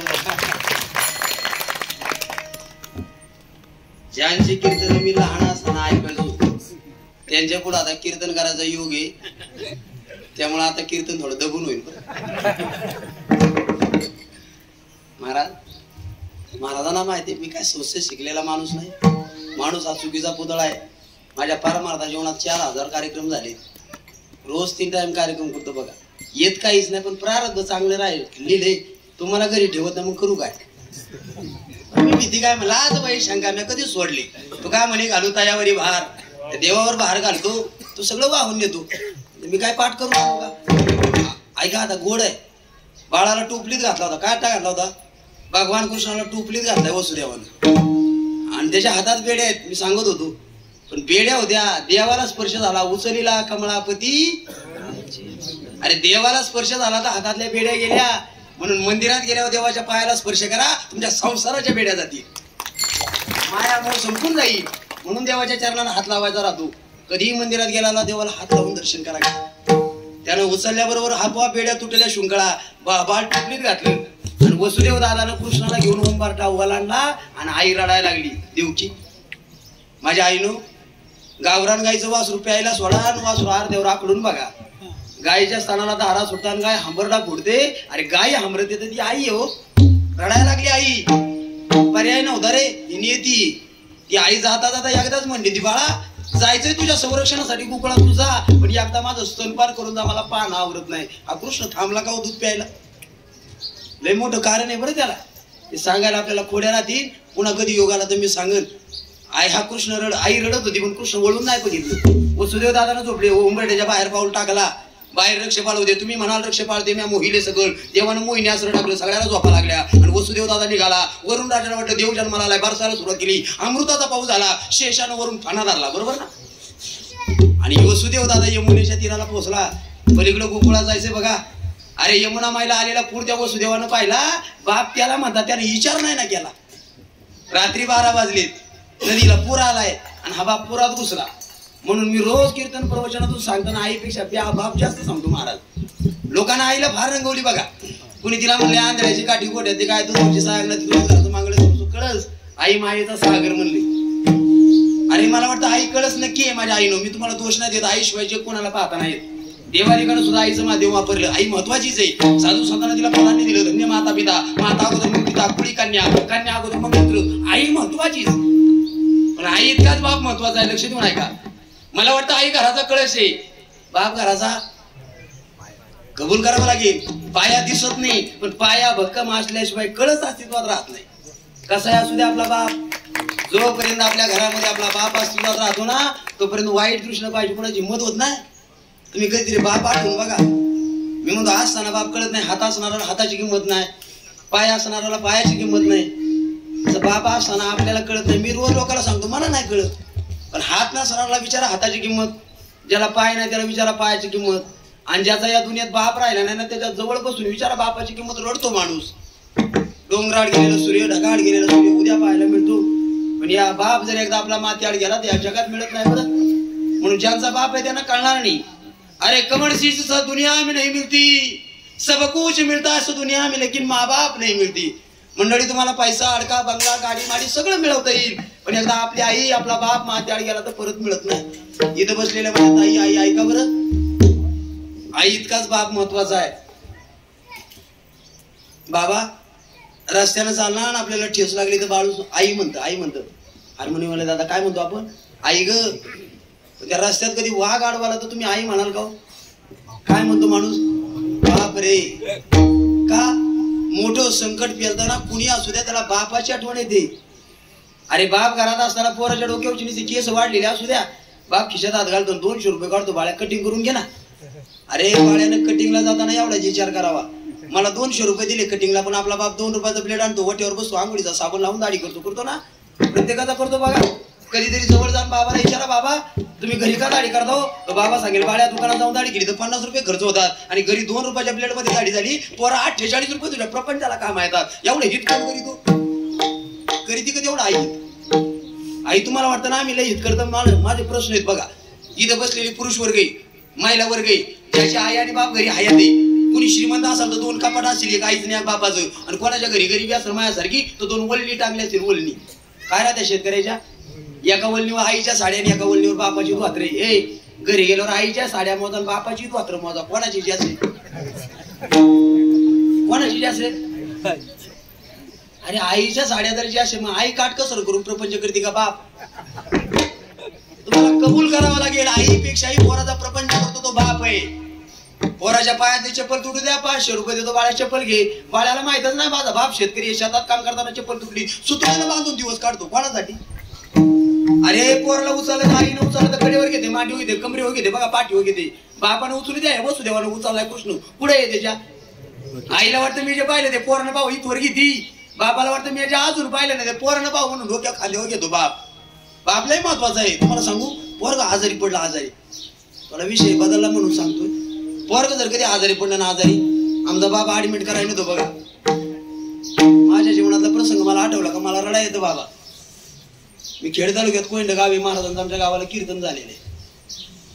आम्ही 3 किलोमीटर राहणार आहे. 7-8 वर्षापूर्वी मला मुतखड्याचा आधार झाला. रात्री पहाटे 3ला पोट दुखायला लागलं, गाडी चालवायला अवसर नव्हतं. माझा 60 वर्षाचा बाप आणि मी रानातून पायी गावात चाललो. मित्राला फोन केला, गावात गाडी तयार होती ना, आम्ही रानातून येत होतो. अचानक पोटात कळ आली आणि दुखायला लागलं, मी आडवा पडलो. पहाटेची वेळ आहे, 3:30 पावणे 4 वाजले. फक्त माझ्यासोबत माझा बाप होता. आणि 60 वर्षाचं माझं वजन, माझा 60 वर्षाचा म्हातारा बाप मला उचलू पाहत होता. हा प्रसंग बाप असल्यावर बघाय मी, त्याचा बाप नाही, त्याला आधार संपला. बाप घराचं छप्पर आहे, वरून स्लॅब चांगला लागला, ऊनही लागत नाही, वाराही लागत नाही. तुम्हाला सुख दुःख माहितच नाही बाप येतो. बाप ही स्मशान आहे, सगळ्याला प्रकाश देतात, आतून किती दाबतं. आणि यात्रा आली जत्रा आली तर सगळ्याला बाजारात जाऊन कपड्याचा गाठोडा आणतो आणि सगळ्या घरांना नवी कपडे घालू द्या. आणि माळक्या कपड्याचा बाप पाहिलं तुम्ही विचारून बघा, बाबा आम्हाला सगळ्यांना कपडे आले, तुम्हाला? बाबा म्हणला, दाद्या माझ्या ना मापाचे कपडेच नव्हते. अरे कपड्यानं दुकान भरले, बिचाऱ्याच्या खिशात पैसे नव्हते. कधी सांगितलं का? हा बाप शब्दाच्या पलीकडचं नातं आहे. माझ्या ताईनं आमच्या बापानं जर कधी ऍडमिट केलं तर आपण जर बाकड्यावर असलो ना, आई बाकड्यावर किती पोराला मांडीवर किती मिठाच्या पाट्याला होती, तोंडावून हात फिरवती. ए बाळ्या तापला रे, आई गोड बोलती. बाळाला वाटतं आईला एक गोड बोलती, बाप जवळ नाही आला. त्याला वाटतं आईच प्रेम करते, पण त्याला काय माहिती बाप अरे नारळासारखा पाणी पिऊन बघ, बाप वरून फणसासारखा काटेरी हातला घर खाऊन बघ. बाप जवळ आला नव्हता, बाप कुठे माहितीये? त्या बापाच्या खिशात रात्री ऍडमिट केले पोरग, पैसा नाही हो. मेडिकल वरच्या दारात उभा होता, म्हणला साहेब पोरग रात्री ऍडमिट केले, जाताना सगळा बिल चुकता करी, पण रात्री पुरती औषधं देता का? हे पाया पडून मागणारा कोण आहे? हा म्हणून बाप नाही कळत. माझ्या ताईनो तुमचा बाप जर घरी अस्तित्वात असेल बघा, ज्यांचा आहे त्यांच्यासाठी तरी माझ्या लेकराचा आहे का? त्या बापानं पोरासाठी काटकसरीनं प्रपंच केला, म्हणून पुरीचं किती हित करतो बाप, सांगू ना दादा. लग्नाच्या वयात आली पोरगी, लग्नाच्या. माझ्या माईनो इथं बसलेले आहे तुम्ही. तुमच्या गावची जत्रा आली तर तुम्हाला मुराळी येतो कोण? दिवाळीचा सण आला मुराळी येतो कोण? जिचा आहे तिला येतोय. अरे तुमच्या महाराजला नुसता सप्ताह येऊ द्या, सप्ताह 8 दिवसाचा सप्ताह, तुम्ही गेल्याच नाही 4 दिवस. दुसऱ्या तिसऱ्या दिवशी फोन येतो बाबाचा. त्या बाबाला म्हणतो, दाद्या फोन कर ना ताईला, गावातल्या सगळ्या पुरी आल्या, आपली कधी येणार? कोण म्हणतो? जिचा बाप आहे तिला येतो फोन, पण जिला बाप नाही ना, तिला माहिती आहे दिवाळीचा मुराळी राहिला नाही, यात्रेला आमंत्रण नाही, आणि फोन तर वेळ होतच नाही. खरं का बोलतो? अरे तुम्ही लग्नाच्या वयात आला बघा, लग्नाच्या. अरे लग्नाच्या वयात आलेली पोरगी घरात आणलं, कोणी बाप असू दे, इथं बसलेले झोपतो का? रात्रंदिवस त्या बापाच्या डोक्यात एक विचार राहतो, माझ्या पुरीचं लग्नाचं वय आहे, काय होणार. अरे मी असे प्रसंग वाचले, जर गरीब बापाला 2 पोर असली, एक पोरगा आणि एक पोरगी, एक पोरगा आणि एक पोरगी, बापाची परिस्थिती गरीब आहे. परिस्थिती जर गरीब असेल तर पोराच्या अंगावर कधीतरी फाटका कपडा असतो, पण कितीही गरीब बाप असू द्या, पुरीच्या अंगावर कधीच फाटका कपडा नाही घातला तुमच्या बापानं. कधी कर्जानं पैसा काढतो, पुरीला सुखात ठेवतो का, त्याला माहिती आहे एक दिवस दुसऱ्याचं ते जाणार आहे.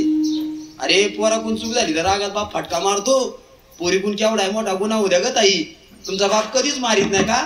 त्याला सारखं वाटत आहे काळजाचा तुकडा हे जाणार आहे. बाबा लग्नाचं वय झालं, झोपत नव्हता बाप, मागणं आलं मागणं होतं, मोठ्याचं बापाला असा आनंद झाला, होकार दिला. आणि संध्याकाळी बाप जेवायच्या ताटावर बसला आणि विचार करू लागला, अरे पुरीला होकार दिलाय, आपली ऐपत, त्याला घास नाही गिळला तुमच्यासाठी. अर्ध्या ताटावून तुमचा बाप उठला आहे माहिती, गोधडीत गेला, तोंडावर गोधडी घेतली, मन घट्ट केलं, उशी पिशेपर्यंत राडला. आणि रातभर त्या बापाने विचार केला, अरे काळजाचा तुकडा द्यायचा, मी शेतीचा तुकडा विकली. पोरासाठी घेतली, पुरीसाठी विकाय मोकळा आहे, किती प्रेम आहे. नाही शेतीचा तुकडा विकला, गोठ्यातली गाय म्हैस विकीन. नाही गाई म्हशीला गिराईक लागलं तर सावकाराच्या दारात उभा राहतो बाप तुमचा. सावकार 2 दिवसावर लग्न आलो, सावकारानं आडून पाहिलं, 12% लावले, नाही विचार केला त्या बापानं. पुरीचं कल्याण झालं पाहिजे, कार्यालयाला लग्न धरलं, ऐपत नाही त्याची, तरी पंचपक्वानाचं जेवण ठेवलं, महाराज लोकांना आशीर्वाद टाकला, अरे लग्न मंडप भरला, सगळ्याचा बाप पाया पडला. पाया का पडला हो, त्याला असं वाटायचं सगळ्याचा आशीर्वाद माझ्या मुलीला मिळेल. दिवसभर सगळ्याच्या पाया पडून जीव घालत होता, पण पोरगी सासरी चालली, कोपऱ्यात जाऊन एकटा रडत होता, एकटा. लोकांना समजावला, हा बाप घरी आला, उशी पिशेपर्यंत रडलाय. या बापासाठी एक करा गड्या, आठवला बाप म्हणून मांडला. जर तुमचा बाप माहेरात हयात असून बघा, इथं बसलेला पुरुष वर्ग, माता भगिनी, ज्यांचा ज्यांचा बाप घरात हयात आहे, 70 वालांडली त्यानं, डोक्यावर फॅटा आहे, मळका कपडा आहे त्याच्या अंगावर, कपडे मळके असू द्या, त्या मळक्या कपड्याच्या खिच्यात, त्या बापाच्या खिच्यात 4-2 रुपये असू द्या रे. जर बापाचा खिसा मोकळा असला तर कोपऱ्यात बसून रडतो आपला बाप, फार काही नाही का. त्या म्हाताऱ्या बापाच्या खिशात कधी पैसा नसला तर रडतो का, त्याला वाटतं दिवाळीला माझी ताई येणार, जत्रेला माझी ताई येणार, माझ्या ताई बरोबर माझा नातू येणार, आणि माझ्याजवळ जर 2 रुपये नसेल तर मी त्या पोराला काय देणार. म्हणून पोराओ, आपला बाप म्हातारा असला तर 4-2 रुपये ठेवा, तो स्वतःला नाही खात. आपला बारका पोरगा असला नातूला चॉकलेट घेऊन देतो, पुरीच्या पोराला देतो, स्वतः नाही खात. तो तंबाखू नाही खात आणि बिडी नाही वडील, साठवून ठेवतो ₹1 नोट बघा, आणि माहेरात आल्या पुरीच्या हातात देऊन मोकळा होतो. हे ताईनं एवढं प्रेम करतो ना बाप, मग एक करता का. तुमचा बाप कधी आजारी पडला बघा, तो दवाखान्यात तुम्हाला फोन आला, बाबाला ऍडमिट केले, तुम्ही म्हणायचं नाही माझ्या संसारातलं काम आहे, तुमचं आजचं काम उद्या होईल, बाप परत आहे का. जर तुमचा बाप आजारी पडला, संसारातलं सगळं काम बाजूला टाका आणि पळत सुटायचं त्या बापाला भेटायला. अरे 8 दिवस झाला तुमचा बाप जेवला नव्हता, 8 दिवस जेवला नव्हता, डॉक्टरचा त्याला गुण आला नव्हता, सारखा म्हणत होता माझी दिदी येणार, दिदी येणार. अरे वाटेक डोळे लागले आणि दारात आली पुरगी पाहिली बघा. जे बाबा 8 दिवस उठला नव्हता, जेवला नव्हता, दारात त्या पुरीला पाहिलं, उठून बसला होता. मुलीचं प्रेम आहे. ताईनं तुमच्या हातून त्यानं मिरची भाकरीचा 1 घास खाऊ दे, 1च घास, मिरची भाकरीचा 1 घास त्या बापानं घरात 2 महिने जगतो. आणि ही संधी जर मुलीला मिळाली नाही, तुमचा बाप गेल्यावर माहेरात जाऊन बघा. बाप मेल्यावर कळतं, या जोत्यावर माझा बाप असायचा, पायरीवर दिसायचा, गोठ्यात फिरायचा. आता फोटोतला बाप पाहून रडावं लागतं. म्हणून बाप असताना कळत नाही, पण बाप आईपेक्षा 10 पटीनं जास्त प्रेम करतो. या वसुदेवाला माहिती नाही माझ्या डोक्यावर कृष्ण आहे, त्याला फक्त माहिती होतं माझा बाळ वाचला पाहिजे. या कृष्णानं या वसुदेव दादानं पाण्यात प्रवेश केलाय, पाण्यात. पाणी गुडघ्याला लागलं, पाणी कमरेला लागलं आणि पाणी नाकात तोंडात जाऊ लागलं. त्या कृष्णाने विचार केला, जर यमुनेला दर्शन दिलं नाही तर आपल्या म्हाताऱ्याचं काय खरं. देवानं हळूच पाय बाहेर काढ. चालना चालना चालना चाल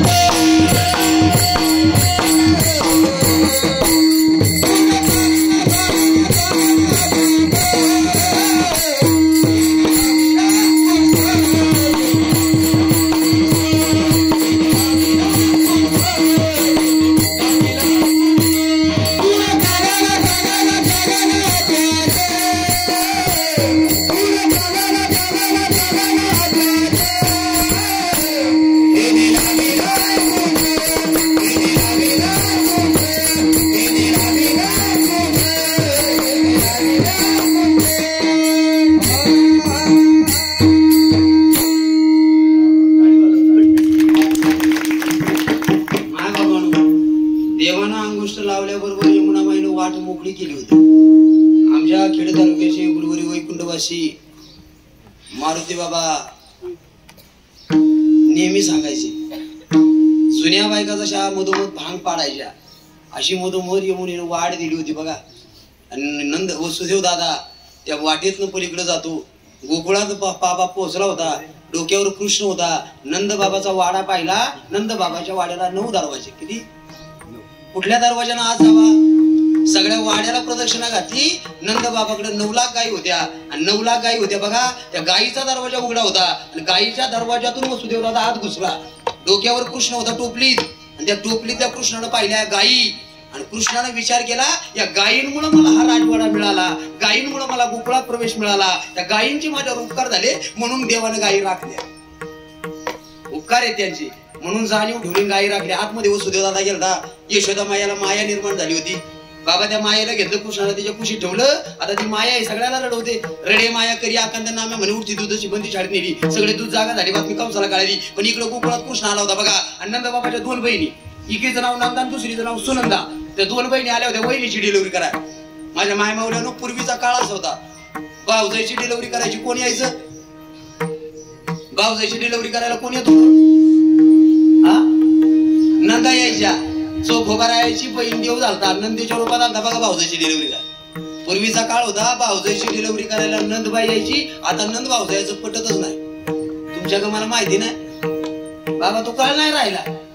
या यशोदा माईच्या 2 नंदा, एकीच म्हणजे वसुदेव दादाच्या 2 बहिणी, एकीचं नाव नंदा, दुसरीचं नाव सुनंदा.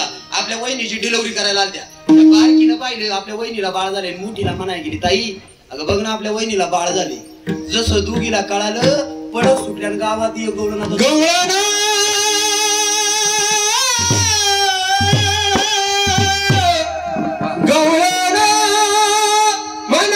गवळणीला पुत्र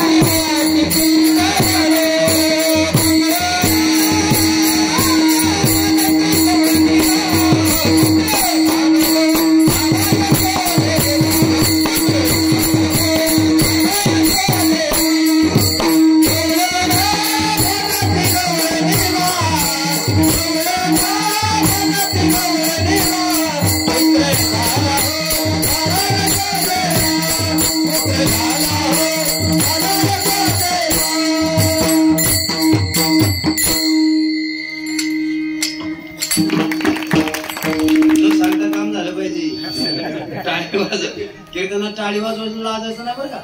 मला एकदा एका श्रोत्याने बाबा प्रश्न खालून विचारलं. मला सवय चांगलं गोड गायलं का टाळी, जे आपल्याला येत नाही ते त्यांना आनंद झाला पाहिजे. आपल्याला येतं का आपल्याला तेवढं टाळी वाजवायची. मी एकदा सहज म्हणलं टाळी वाजवा. खालून एक जण मला म्हणला, महाराज कीर्तनात टाळी नाही वाजवती. म्हणलं मग कुठं रस्त्यावर वाजवी द्या. अरे टाळा टाळी लोक आमची मुरला तिथे कीर्तनात टाळी. टाळी वाजवावी, गुढी उभारावी, वाट ही चालावी पंढरीची. एकच टाळी झाली. टाळी करे टाळी बोला मुखी शेकडो प्रमाण आहेत ना. कीर्तनात टाळी वाजवायला हाय गे नाही. गोड प्रमाण म्हणले बाबाने. गवळण म्हणते गवळणीला पुत्र झाला. लगेच वाहन भरून या ताटी नंदा घरी झाली ताटी. मला वाटतं नंद बाबाला पोरगा झाला. सगळ्या गोकुळाला आनंद झाला. आपल्याला झाला तवा शेजाऱ्याला झालता का? आठवा तो नंद बाबाचा पोरगा आहे. गोकुळाला आनंद झाला. सगळं गोकुळ जावलं. वाहन भरून या ताटी नंदा घरी झाली ताटी. अरे अशी दाटी झाली त्या गवळणीची. नंबरच नाही 2-2 तास बघाय. मायनो अशा गवळणी उतावळ्या झाल्या होत्या त्याला बघाय. जी त्याला बघून यायची बायची तिला विचारायची, ए बाई तू त्याला बघून आली कसा दिसतो ग? नाही वर्णन करता आला. ती एक म्हणायची, बाई मी त्याला पाहिला. काय पाहिला? पाहिला पाहिला पाहिला पाहिला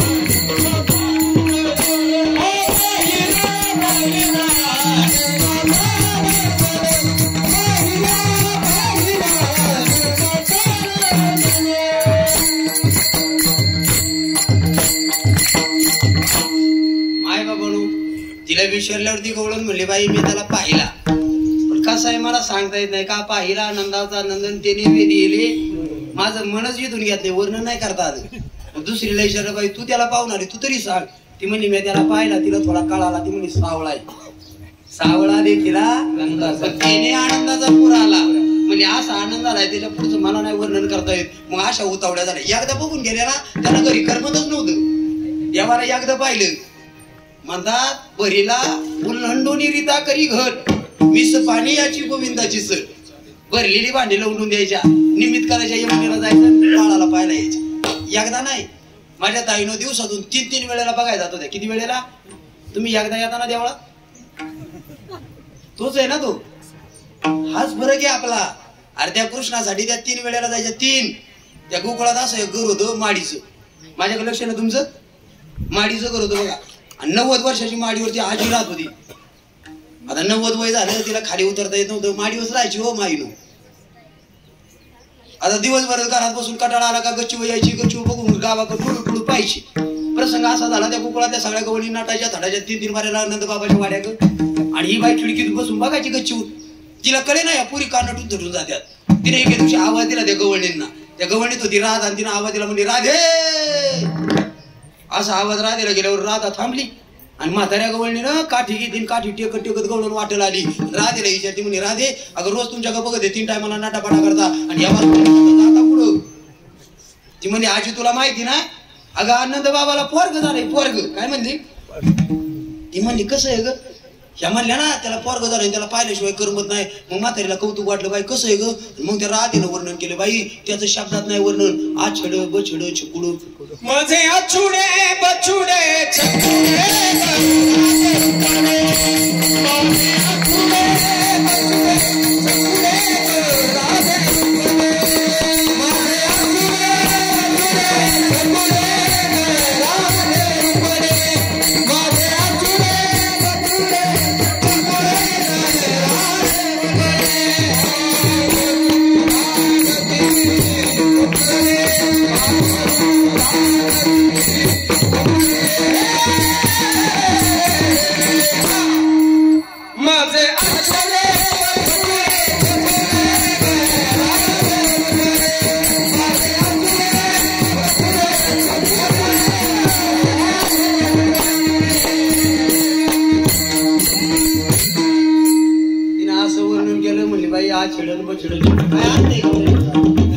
त्या शब्दात काय अर्थ पाहायला मिळतो. त्या शब्दात भाव काय गवळणी त्या आजीला सुद्धा वाटलं बाई एवढं द्या नाही, मला सुद्धा त्याला बघायला जायचं. माझ्याकडे लक्ष द्या बरं का.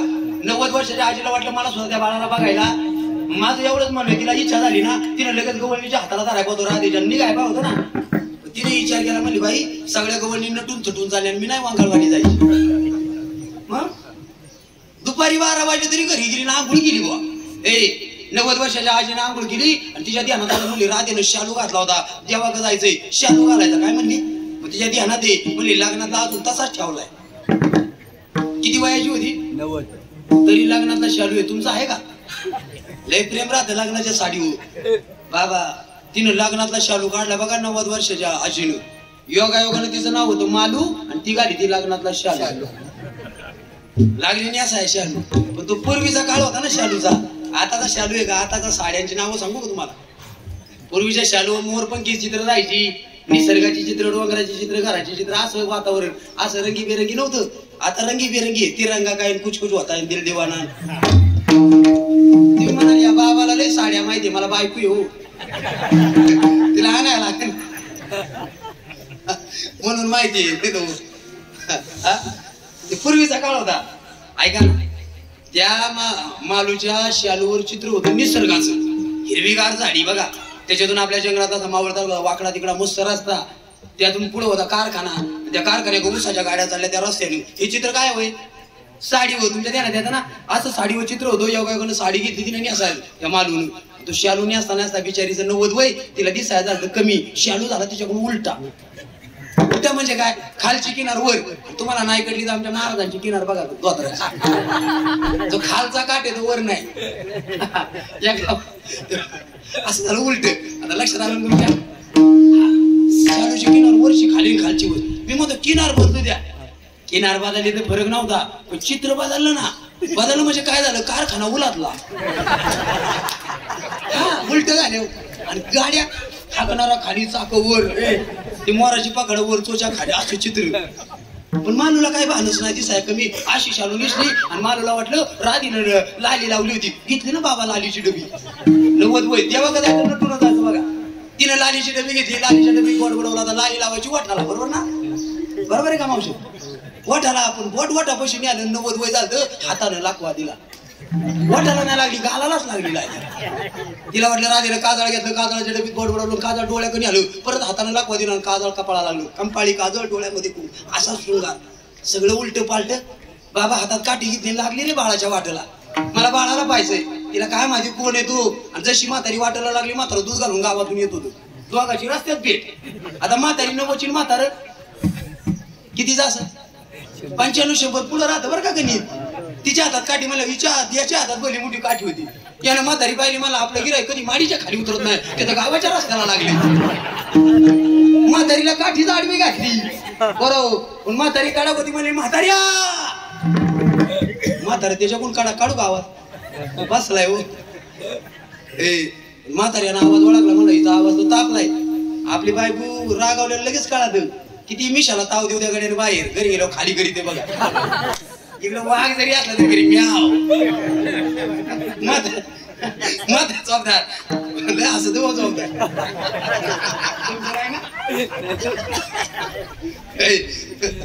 असं कारभार होता म्हातारीचा.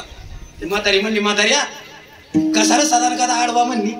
वारीला चालली तरी आला आडवा, कीर्तनाला जाऊ का आला आडवा, काकड्याला जाऊ का आला आडवा. म्हणजे आज किती आडव नाही ऐकत तुझं. त्या म्हाताऱ्याला कळालं हिचा पारा चढलाय. म्हातारा हुशार होतं, मला मालू तुला हात जोडीतो बघ, मी तुला आडवीत नाही. अगं पण मालू तो जो नेसलाय ना शालू, तो कारखाना ओलातलाय बघ ना. मग तिनं खाली पाहिलं. आता उशाला आलती, तिला कळालं हा सगळं उलट झाले. तुम्हाला कुणाला वाटायची लाली घालाला, कडोळ्याचं काजळ कुठं कपाळाला. म्हातारीला सगळं कळालं, पण म्हातारीने उत्तरले गोड दिलं. त्या उत्तरासाठी मला सांगायचं सगळं बघा. त्या म्हातारीनं हात जोडले, म्हणजे म्हाताऱ्या अरे अशा उलटा झालाय, सगळं उलट झालंय, मला कळालं बघ. ओठाची लाली घालायला लागली, काजळ कपाळाला लागले. पण तुला सांगू का म्हाताऱ्या, हे जर सरळ करायचं म्हणलं तर परत घरी जावं लागेल, त्याच्यासाठी आंघोळ करावी लागेल, आंघोळ केल्यावर कपडे बदलावे लागेल, याच्यात वेळ जाईल बघ वेळ. अरे याच्यात जर वेळ गेला आणि अचानक या वेळेत मधीच काळ आला, तो काळच मला घेऊन गेला, तर मला बाळाला देवाला पाहिजे राहून नाही. असाच काळ येतो बघा अचानक. महिला मंडळीला वाटते पुरुषी डिलिव्हरी झाली का जाईल वारीला. ते मला माहितीये का पुढचा काळ. आमच्या पुरुष वर्गाला वाटत पोरग नोकरीला लागले का मी मोकळा झालो वारीला. हा बाळा राहू बरा. हा अरे मोकळेपणा येत नाही, ठेविली आनंदी तैशाची. माझा अजून एक प्रश्न आहे बघा. आता वेळ आली संपत, भंगा का राहिला, खोड्या क्या राहिल्या, एक गोड दृष्टांत द्यायचा मला. तुमच्या तालुक्यात आलो, आपल्या तालुक्यात येताना एक सत्य घडलेली घटना माझ्या जीवनात. त्या म्हातारीचं मन मला वाटतं कृष्णाकडे लागलं. तिनं काय शृंगार केला तिला कळालं. एकदा मन देवाकडे लागलं, देवा माझे मन लागू तुझे संसार व्यसनी. मन लागलं का संसाराचं व्यसन तुटतं. त्या म्हातारीचं मन बाळाकडे लागले, तिनं काय शृंगार केलाय कळालं. तू खबर आहे खाताना सुद्धा म्हणत होते काय खातो आम्हाला असं सांगते, माहितच नाही. माझी मदत झाली अनावर, त्याला भानच नाही. तसं म्हातारीला भान आहे का? तसं माणसाला पार मारतात भान राहू नये. मन लागलं का काय शृंगार करता कळत नाही. माझ्या जीवनात प्रसंग घडला 4 वर्षापूर्वी. तुमच्या ओळखला मी कार्यक्रमाला आलतो. ओळख आहे बघा इकडं कोळवाडी. हा तिथं वाडेकर म्हणून बा, मला नाव त्यांचं आठवा ना, शिवाजी वाडेकर नाव असं सांगतो. 4-6 वर्षापूर्वी त्यांना मला 10व्याचा कार्यक्रम दिला. आता 10व्याचा कार्यक्रम मिळाल्यावर 4-6 वर्ष झाली त्याला. त्यावेळेला मला धारा काढायला लावायच्या, मग सुट्टी असायची. देव चांगलं करतो बरं का काही गोष्टी. कोरोनाचा काळ आला आणि माझ्या भावाची नोकरीच गेली. आता ते धारा काढीतून मी बाहेर पडलो. चांगलं गेलं का वाईट? तुकाराम महाराज म्हणजे बरे झाले देवा दिवाळी चांगलं होतं काही टायमाला. हा मोकळं तरी झालं. पण त्या काळाला मला दारा काढायला लावायच्या महाराज म्हणजे मी पहाटे 5:30ला दारा उरकल्या म्हणून आता कुळवाडीला जायचे. दहाव्या उशीर असतात म्हणून मी त्यावेळेला आमच्या तालुक्यातला 7:30 8:30ला माणसं घरी. तुमच्याकडे 8:30ला चालू असा फरक आहे. आम्ही रोज तेच करतो. बाबा मला वाटलं लवकर जावं लागत असं. मी 5:30ला दारा काढल्या रानातून गाडी गावात आणली. 3 किलोमीटर गावात राहिला. जुजू अंधार होता 5:30ला. मी गावात गाडी आली. माझ्या भावानं मला करून फोन केला. मला महाराज जरा पायाग बघा ना. आता मी पायाग पाहायला गेलो तेव्हा मला वाटलं मी दारा काढायला गोठ्यात गेलो. त्याला वाटलं पाय धुवायचं विसरला असेल, शेणा मातीनं भरला असेल म्हणून मी पायाग पाहिलं. अरे म्हणलं मी पाय चांगले धुवून आलोय. तसं नाही महाराज पायाकडे बघा. मग मी बारकाईनं पायाग पाहिलं. एका पायात बापाची चप्पल होती, एका पायात माझी होती. तुम्ही शिवाजी दादाला जाऊन विचारा. इथं कुणी असलं तिथं दशक्रिया खास राहतात खाली. वाडीकडून खाली निघालो, पाय चप्पल नाही. एक जण म्हणला महाराज माझी चप्पल घालीत का? चप्पल काय केली? म्हणलं चप्पलच घालीत नाही. लोकाला उलट वागलं का पाकिटच वाढलं होतं. लोक वर पांगाला बोलल्या. कळलं का? मी रोज सांगतो गावात आलेला महाराज किती मोठ्या गाडीतून आला त्याची गाडी बघू नका. तो किती भारी ते कपडे घालून आला त्याचे कपडे बघू नका. तो डोक्यात काय घेऊन आला?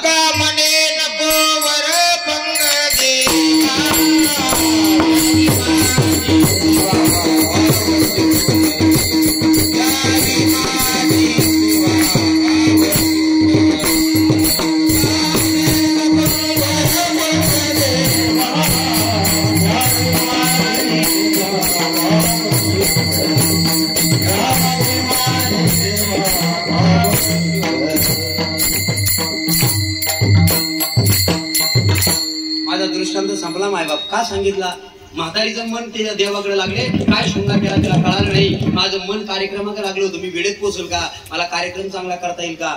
मन तिकडे लागले. मी काय पायात घातलं कळालं नाही. एवढं मन वेळ झालं पाहिजे देवासाठी. देवा माझे मन लागू तुझी. हा तू मन हे मीच करी. माझी या भजनी प्रेम धरी. सर्वत्र नमस्कारी मज वेका दे. म्हातारीचं मन देवाकडे लागलं. तुमचं लागलं पाहिजे. पहा सगळ्या गवळणी कृष्णाला पाहायला यायच्या. पण आमचा कृष्ण मोठा झाला आणि कृष्ण रांगू लागला. पण रांगतो कसा बाबा?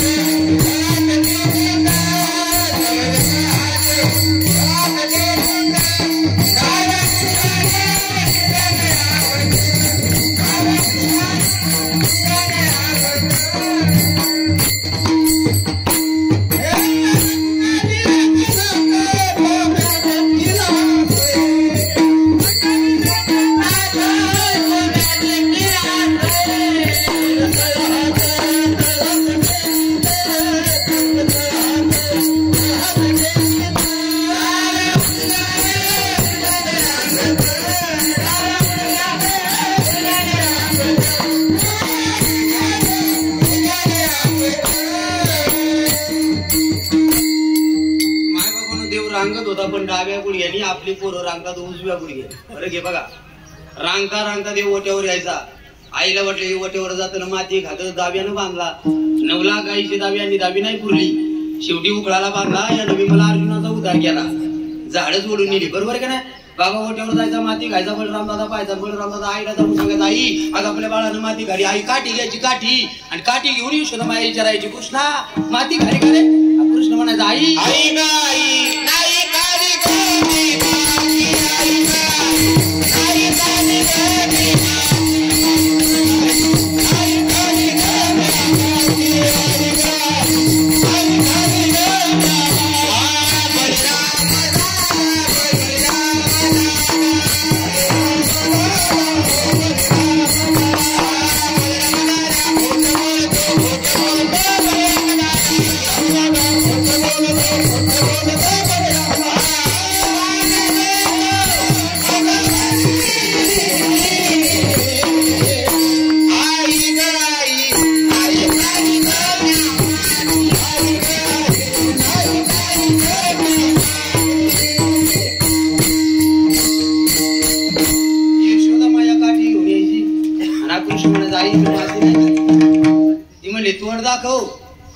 दाखवल्यावर 14 भुवनाचं दर्शन दिलं आणि मग आईला कळाला हा सामान्य आमचा कृष्ण मोठा झाला हो. एकटा नाही राहिला. माणसाला एकट्यानं नाही जगायचं. माणसाला एकत्रीकरण करता आलं पाहिजे. माणसाला माणसं जोडता आली पाहिजे. आमच्या कृष्णानं गोपाळ जमवले. पेंड्या वाकड्या बोबड्या श्रीराम्या सुदाम्या मधुमंगल सगळे गोपाळ जमायचे. रोज खेळ चालायचा. आणि कृष्णानं पाहिलं म्हणले आपल्या गोकुळात 9 लाख गाई प्रत्येकाक. म्हणला एवढं दही दूध यांच्या तब्येती मरतुकड्या का. मला पेंड्या एवढं दही दूध आपल्या घरी पिकात तूप लोणी सगळं काय मिळालं आणि तब्येत कार्य सुरू काढली.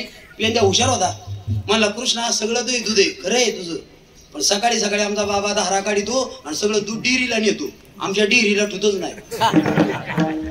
म्हणला आपल्याला मिळत नाही मग चोऱ्या करायच्या. याला तरी यारे लागे अहो घे माझ्या मागे मागे अशी देतो कुठं बरी तुम्ही माझ्या मागे या तुम्हाला पोटभर खाऊ देतो. ए झाल्या चोऱ्या सुरू झाल्या. दादा एक गोपाळ काय करायचा सगळ्यांना घरापाशी नेलं का म्हणायचं डोळे बंद करा. डोळे बंद केले का लगेच खाऊन घ्यायचे.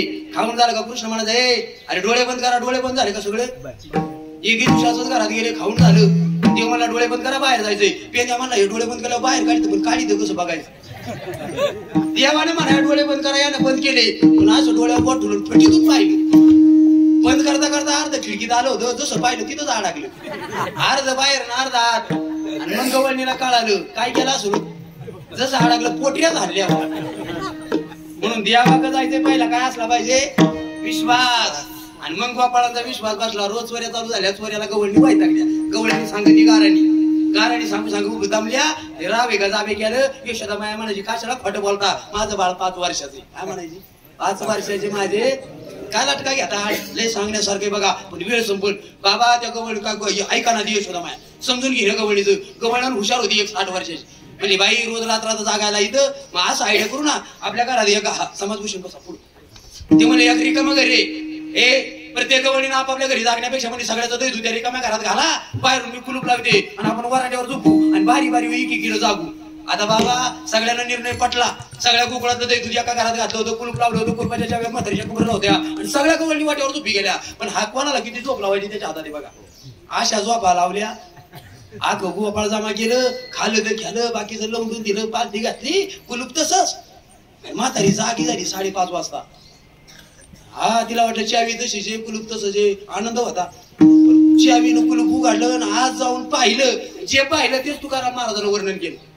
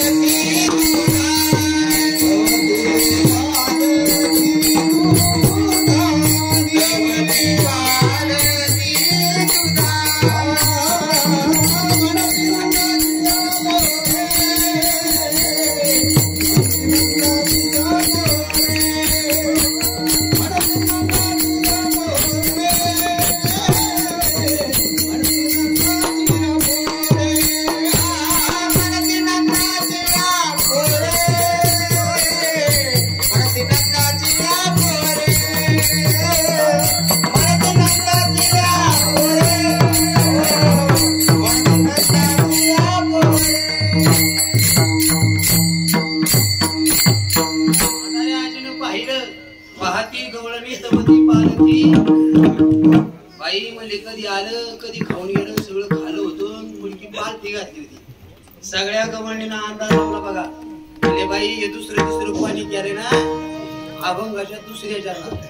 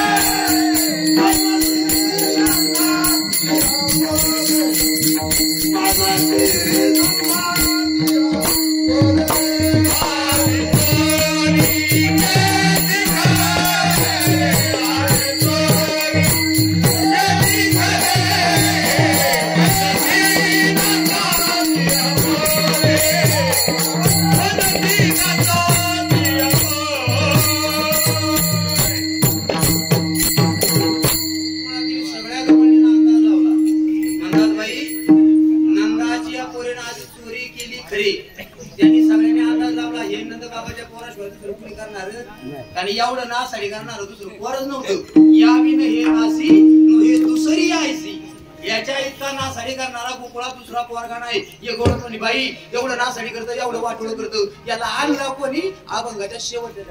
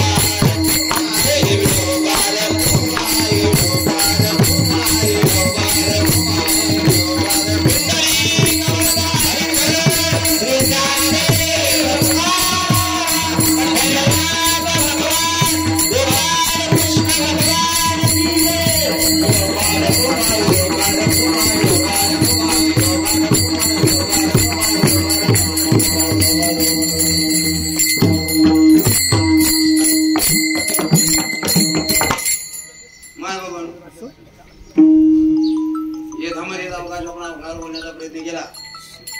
अजून 10-15 मिनिटं आमटीला कधी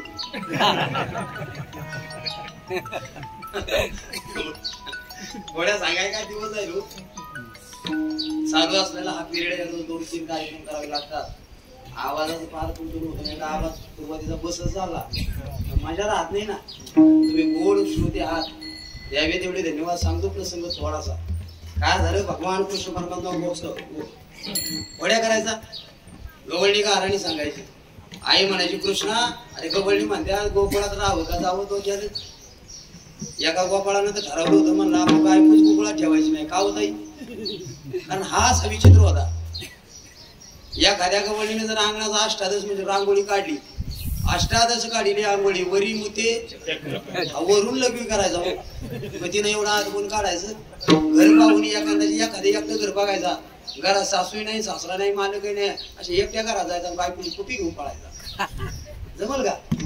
गोपाळ म्हणला घर कुणी नसतं कधी येऊन कुपी घेऊन पळा आणि बायकोच पाहिजे नाही सांगू ना.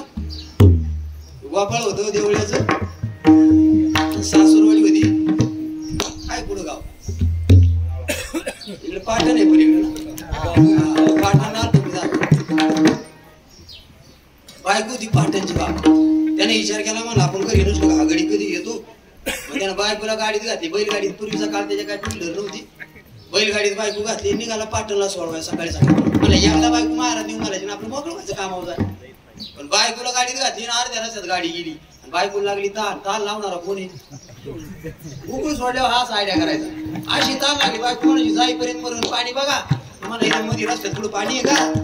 ती म्हणली बघा ते हिरो वावर दिसते. आता वावर तयार कोणी गेलं लगेच त्याने हिरो वावर तयार केलं. तुम्ही हिरो वावर दिसतोय ती आरती तिथं पाणी. आता गाड्याचा नावीला झाला बैलाचा दोरा तिच्या कासरा तिच्या हातात दिला. यानं पाण्याचा तांब्या घेतला आणि हिरव्या मुखाच्या वावरात गेला. जसा मुखाच्या आडुशाला झाला हा देव ना तिच्या मालकाच्या रूपात पाणी घेऊन झाला. हा आडुशालाचे हजर म्हणले तांब्या हातात दिला मला धर पाणी. आता ते गार पाणी हातात घेतो प्यायला लागली. पेता पेता म्हणजे अहो तुम्ही लय चपाळ दिसता आता गेला लगेच तुम्हाला मी किती चपाळे तुला काय पाणी पिले होते वर गाडीत बसला. म्हणलं हे जाऊ दे मला मी नोकरी सोडितो माहेरात नाही जायचं लोक नाव ठेवते चल माघारी. वळवली ना गाडी. कोण होता तिला काय ओळखूच नाही आला. जसं काय मालकच गोड बोलतो. जसा गोड बोलून गाडी मागं वळवली. खरा मालक पाणी घेऊन आला. त्यानं पाहिलं तर गाडी लागली हा देवळ्याच्या रस्त्याला. तुम्हाला जाऊ द्या गेली तर पुढे जायची आपल्याच घरी जाईल. बघा मला त्याला सद्बुद्धी झाली असेल काय तरी बुद्धी मला चालली तर आपल्याच घरी जाईल. फरक काय पडायचा मागू त्याच्या ध्यानात आलं. अरे गाडी मागं झाली पण हाकणारा दुसरा आहे. कुणीतरी गाडी बसून आपल्या बायकोला घेऊन चाललाय. मग घाबरला. जे पळायला लागला तर देव आहे बाबा असा जवळ येऊ दिला. जवळ आला का देव गाडीत आमटायचा. पुन्हा गाडा हे दमलं. देवाने विचार केला मला याला तर दमछाक झाली तर आटे घ्या बसलाय. मग गाडी सावकाश केली. याला असा राग आला. हे गाडी घालून घुसलं बघा. गाडी घालून घुसलं वर्षाला म्हणतो कोण रे तू. वर्षा म्हणा मी या बाईचा नवरा. मग म्हणा मी कोणी जे खरा नवरा होता असा राग आला. वरच्याची छाती रे वाढला ना खाली. दोघाची जाटापड चालू झाली. देवाने तिसरा बसला गाडी लागली वाटला. हे म्हणजे लढून मारायचं का ती जाती निघून. देवळ्यात येतोर पास झाली बा सारखीच रूप होती. कळा प्रत्येक जण म्हणायचा बायको. नंदबाबाच्या वाड्यावर गेली. पूर्वचा काळ असा होता पाटला न्याय होता कोणाबरोबर आणि नंदबाबा पाटील होते. ज्या वेळेला ही गाडी पाटलाच्या वाट्यावर गेली नंदबाबाने पाहिलं ते 5 जण म्हणायचे बायको माझी न्याय देणार. नंदबाबा हुशार होता. समोर आड होता महाराज काय होता गडी महाराज आड होता. आड नंदबाबा म्हणले इकडे या 5 त्या आडाच्या कडेला उभे गेले. जो म्हणला या आडाच्या पलीकडे उडी मारणार बायको द्यायची असणार. आता 4 रुपये द्यावाची होती. पटापटा उड्या टाकल्या. जे खरं रूप होतं ना तू टाकीन का उडी. म्हणला बायको तर गेली पण मी जाईल ना. त्यानं असा प्रयत्न केला. तुम्हाला क्रिकेट खेळ माहिती बघा. क्रिकेटमध्ये बॉलर आहे ना असं लांबून पळत येतो. जेवढा पळत येतो तेवढा बॉल वेगात जातो. असा हा लांब जाऊन पळत यायचा उडी टाकायसाठी. पण तिथं आला का जागेवर थांबायचा. अरे म्हणला गेली तर जाऊ दे. जीव प्यारा आहे ना रडायला लागलं. मग खरं बाबा रडायला लागल्यानंतर बाबा हुशार होता म्हणा, बाबा रडू नको, बायको तुझीच आहे, बायको घेऊन जा, पण गोकुळ सोडून जायचं. गोकुळ सोडून कुणी जात नव्हतं. यशोदा माया म्हणे, कृष्णा तुला पार वैतागली लोक, त्याला जाण्यापेक्षा तोच राहायचं नाही, उद्या जाई म्हणा सभे घेऊन होत ना का, उद्या आपल्या गायी सोडायच्या. आईनं सांगायचं सांगावं, आणि कृष्णाने 9 गायी सोडल्या, गोकुळाच्या वेशीवर आणल्या आणि सगळ्यांना आवाज दिला होता, काय पेंद्या वाकड्या बोबड्या श्रीदाम्या तुम्ही काय करा, गायी घेऊन कुठे या. तुम्ही गाया घेऊन सारे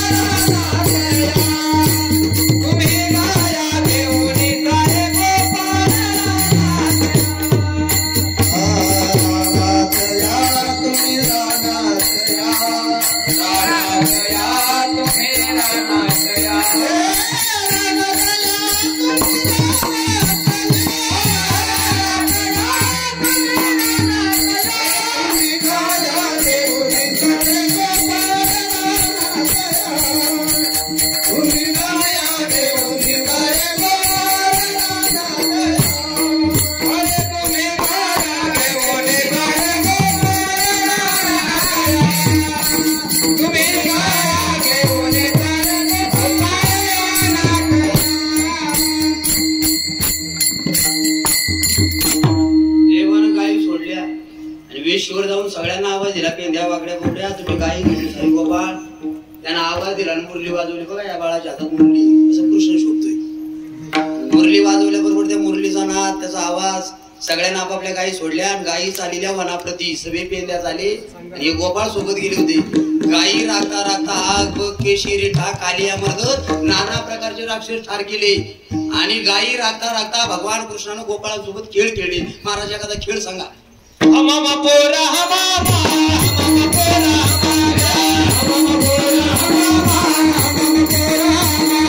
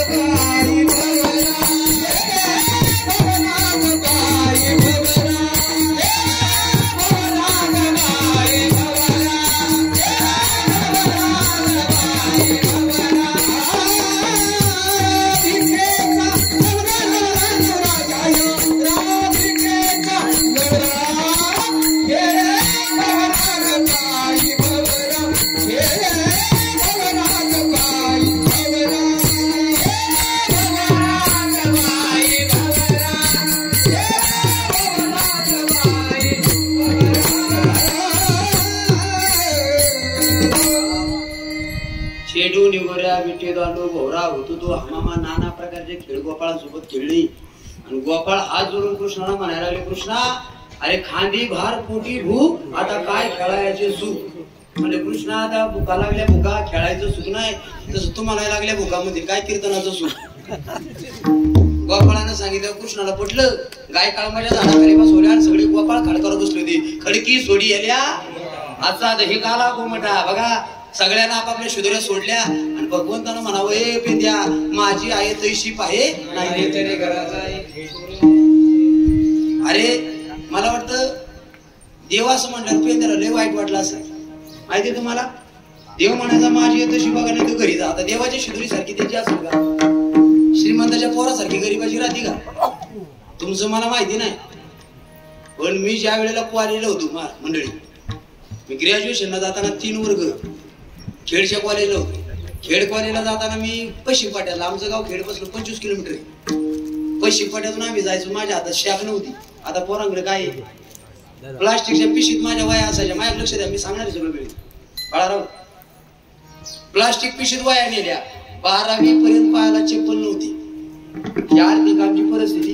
ज्या वेळेला कॉलेजची पोरं आम्ही दुपारी सुटायचं जेवाय बसवतो ना बाबा, सगळ्या पोरांच्या आता खेळला राहणारी पोरं. तुम्ही जर खेळ तालुक्यात आलात ना, वैभव कुमटकर माझी सरपंच होते बा खेळचे. आम्ही एका वर्गात शिकलो. पोपटराव तांबे जर तुम्हाला माहिती असेल, त्यांचा पोरगा सचिव. आम्ही एका वर्गात. काळे PSI आम्ही एका वर्गात. संजय पानमन ऍडव्होकेट असो 12 असोसिएशनचे अध्यक्ष आहेत त्या. ते संजय पानमन आम्ही एकाच गावचे, एकाच बाकावर बसायचे, एकाच डब्यात जेवायचो. पण दादा ही खेडची जी पोर होती ना, ही श्रीमंताची पोर ना, आम्ही गरीबाची. यांच्या भाकरी पाहिल्या का, भाजी मेथीची काय, कोबीची काय, मुळ्याची काय, आमचं काय राहायचं लसणाची मिरची. यांच्या का बाजरीच्या भाकरी, त्या लावलेल्या चपात्या आमची राहायची. लकडीची ज्वारी, लकडीची भाकर कडक राहते बघा शाळूची, अशी कडक भाकरी चटणी असायची. आमची भाकर पाहिली का आम्हाला कमीपणा वाटायचा. गड्या अजून मला त्या गोष्टीचं ध्यान होतं. गोपाळ बसले सगळ्याच्या सारख्या नव्हत्या, आमच्या सारख्या नव्हत्या, पण कमीपणा वाटू नये. माझा सगळ्यात जीवलग असणारा मित्र पोपटराव तांब्याचा पोरगा सचिन रोज 2.5 रुपयाचा वडापाव माझ्यासाठी घ्यायचा. किती त्यावेळेला 2.5 रुपयाला वडापाव होता. तुम्हाला सांगू गड्या, गरिबी लय वाईट असते. 2.5 रुपयाचा त्याचा वडापाव तुम्हाला खाऊ घालायचा. मी रोज त्याच्या वया खारडायचा. कधी खेळणारा त्याला विचारा, आज वकील आहे मोठा. गरिबी लय वाईट राहते. त्या पोरांच्या अजून मला जाणे आता भेटले तर पायाला वाक द्या. पुढे शौचालय नाही दिलं तर पाकिटात कमी नाही करती. आपला मित्र आहे, गरिबीतून वर आलाय, लहानाचा मोठा झालाय, याची जाण त्या पोराला आहे. अरे पेंद्याला रडाय आलं का, देव म्हणणं माई तुझी बघून तर घरी जा. आता देवाची कोंबडी चांगली आपली सगळी कशी फाटकी आपली. बाबा पेंद्या म्हणला कृष्णा तुला कळतं का, आज म्हणतो घरी जा, पण आमचं खाऊ खाऊ तू दमला. काय म्हणला पेंद्या म्हणला, बघ मी माझ्या आईने एकदा कडी केली, आठवण करून दिली देवाला. अरे पेंद्याच्या आईने एकदा कडी केली, मंडळी पेंद्या जेवत होता, कडी एवढी गोड झाली, परा होती कडी एवढी गोड झाली, त्याने एक घास खाला आणि घास खाला एवढी टेस्टी कडी लागली, त्याला झाली कृष्णाची आठवण. चांगलं जेवण झालं तर तुमची मुलगी जर सासऱ्या राहिली ना, थोडस सासुरवाशी तिला चांगलं तुमच्या घरात जेवण झालं तर कोणाची आठवण येते ना. तू मुंबईला आहे बघा, कोणाची आठवण येते.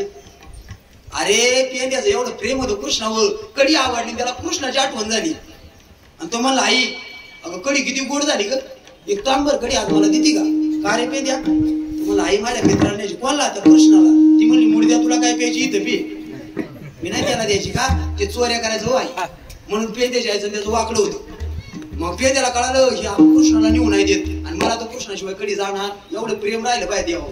पेंद्या हुशार होता, म्हणा आई मला देणार ना, म्हणजे तुला काय प्यायची जगानं मागानं तांब्याला पे, म्हणलं तांब्या बरं तू दे. आणि आईनं दिली तांबर कडी पेंद्याला. बघा मंडळी, पेंद्याला तांबर कडी घेतली, आई तांब्याने उद्या येणार नाही, त्यानं कडी तोंडात होतली आणि इथं लॉक टाकला, पॅक टाकला लॉक, वरून तांब्यावर कडी होत नाही, इथून खाली नाही जाऊ दिली.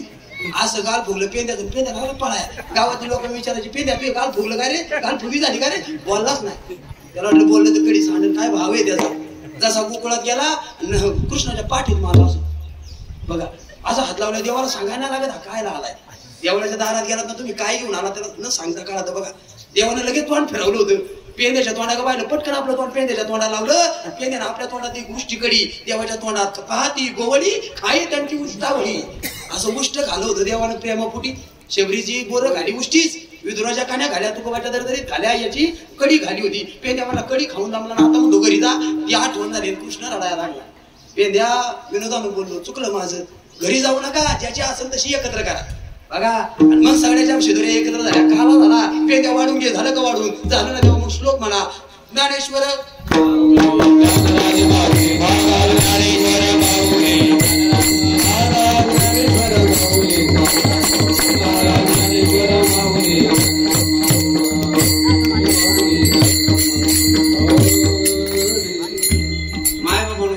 यथामध्ये अवकाश आपण अभंगावर बोलण्याचा प्रयत्न केला. 12 वाजून 5 मिनिटं झाली. अगदी 5 मिनिटांमध्ये कार्यक्रमाची सांगता होणार आहे.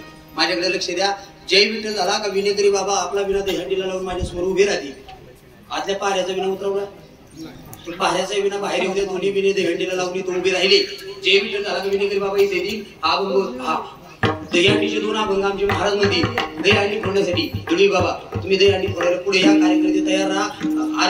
आरती होईल. तुमच्या सगळ्या सूचना होती, कोणाची मान सन्मान होती आणि मग अन्नप्रसारण कार्यक्रमाची सांगत आहे. बोलता बोलता एखादा चुकीचा शब्द गेला तर पुन्हा एकदा उल्लेख करतो. ज्यांच्या माध्यमातून मला इथे येण्याचा योग आला. आपल्या गावचे माजी सरपंच महेंद्रजी आंबेकर त्या दारांच्या माध्यमातून आणि तुम्हा सर्व ग्रामस्थांच्या माध्यमातून या सेवेचा योग माझ्या वाट्याला आलेला आहे. आजच्या कीर्तनाचं ज्यांचं सौजन्य आहे बघा, त्या सौजन्यकारांसाठी कुमार वैभवदादा सोमनाथ सावंत असी, श्री स्वप्नीलदादा विलास आंबेकर, श्री गौरव प्रकाश सावंत, कुमार निर्मल सुभाष आंबेकर याचकडून आज कीर्तनकारांचं सौजन्य. या सगळ्या सौजन्यकारांसाठी एकदा जोरात टाळी वाजवा. बघा 2च मिनिटात मला थांबायचंय. बोलता बोलता पुन्हा एक माफी मागतो. बोलता बोलता एखादा चुकीचा शब्द गेला असला मला परत करा. जे चांगलं माझ्या मुखातून बाहेर पडले ते प्रत्येकाने घरी घेऊन जा. त्याचं जतन करा, चिंतन करा, मनन करा. परमेश्वर परमात्मा सगळ्यांचं कल्याण करी. जीवनात चांगलं बघा, उठलं का देवाची पूजा करा, फळाला गंध लावा, गळ्यात तुळशी माळ घाला, आषाढी कार्तिकीची वारी करा, देव धर्मासाठी जीवन जगा, परोपकार करा, तीर्थयात्रा करा, अन्नदान करा, काहीच करता नाही, मायबापाची सेवा करा. कीर्तनासाठी जेव्हा श्रोत्यांची उपस्थिती आहे सर्वांच्या चरणावरती नतमस्तक होतो. विशेष होतं आमच्या असणारे जीवलग मित्र रामदास शेठ तांबोळी, ते मंगरुळून आले बा. पहिला मावळ तालुक्यातला कार्यक्रम कोणी दिला असेल तर रामदास शेठ. आणि काय प्रेम आहे दळवी बाबा त्यांचं, गाड्यावर सुद्धा त्यानंच दिले बरं का. मी असाच कीर्तनकार होत गेलो, लोकांना शिकवाय हो महाराज तुम्ही असं राहिलं पाहिजे. काळा पाट्याचं गाड्यावर होतं ते म्हणजे बारीक पोरासारखं दिसत. त्यांनी त्या दिवशी गाड्यालाच हातात घालून गेलं आणि ते काढून टाक. हे जगाच्या आशीर्वादाने मी इथपर्यंत पोहोचलो. मायबापानं मी किती मोठा झालो. माझा स्वभाव असा आहे, कधी कधी बोलताना एखादं वाक्य कडक जातं पण ते समाजाच्या हिताचं राहतं म्हणून बोललं जातो. घरी गेल्या एखादं कडक वाक्य करत दिवसभर करत नाहीत का. मायाळू मानाचा मी माणूस आहे. परमेश्वरानं जे मोठं केलं, 27 तालुक्यात माझी ओळख झाली. एका शेतकऱ्याचा पोरगा, ना आई बाप ना वारी करणारे, ना बाप कीर्तनकार, ना आमच्या गावकीत भावकीत कोणी कीर्तनकार. याला स्वतःच्या पायावर कोणाचा आधार नसताना माऊली नणोबाला तुकोबाला गुरु मानलं आणि सगळ्यांच्या आशीर्वाद प्रेम जिंकत जिंकत इथपर्यंत पोहोचलो. तुमच्या आशीर्वादाची थाप आयुष्य माझ्या पाठीवर असावा हीच प्रार्थना करतो. जय जय विठ्ठल, जय विठ्ठल, जय जय विठ्ठल, जय विठ्ठल, जय विठ्ठल, जय जय विठ्ठल.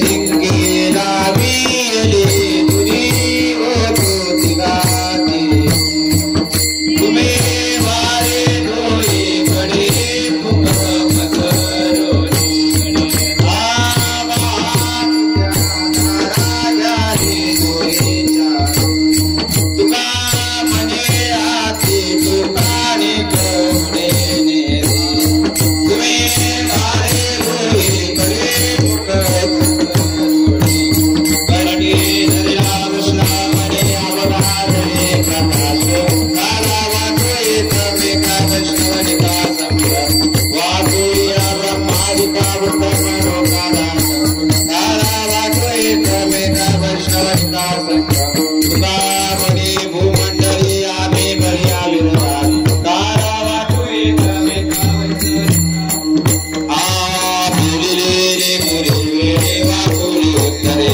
कला क्षमा कराल महाराज आणि मुचारी आदि मारमिया कला क्षमा कराल महाराज तुका मने रारे सरारा कापाया करा कला क्षमा कराल महाराज ज्ञानदेव तुकारा ज्ञानदेव तुकारा आ माझे समाधान तुमचे देवी आता उठावे सेवा येत नाही नारायण आ सर्वारी येत रावण आता उठावे सेवा येत नाही नारायण आ तुका मने भोग गेला निवारी नारायण उठावे सेवा येत नाही नारायण करे आरती चक्र काही गोपाळ आजी पुरले नवसरण काळ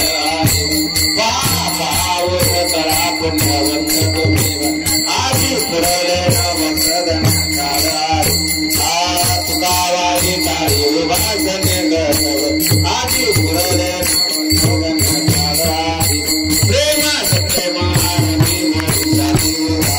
धन्य लोचन नृत्य करत्याल प्रमाणे मुखाऊ मारती परमानंदा धन्य धन्य ते लोचन नृत्य करत्याल नामा मने सेवा करू कोणी राहिलं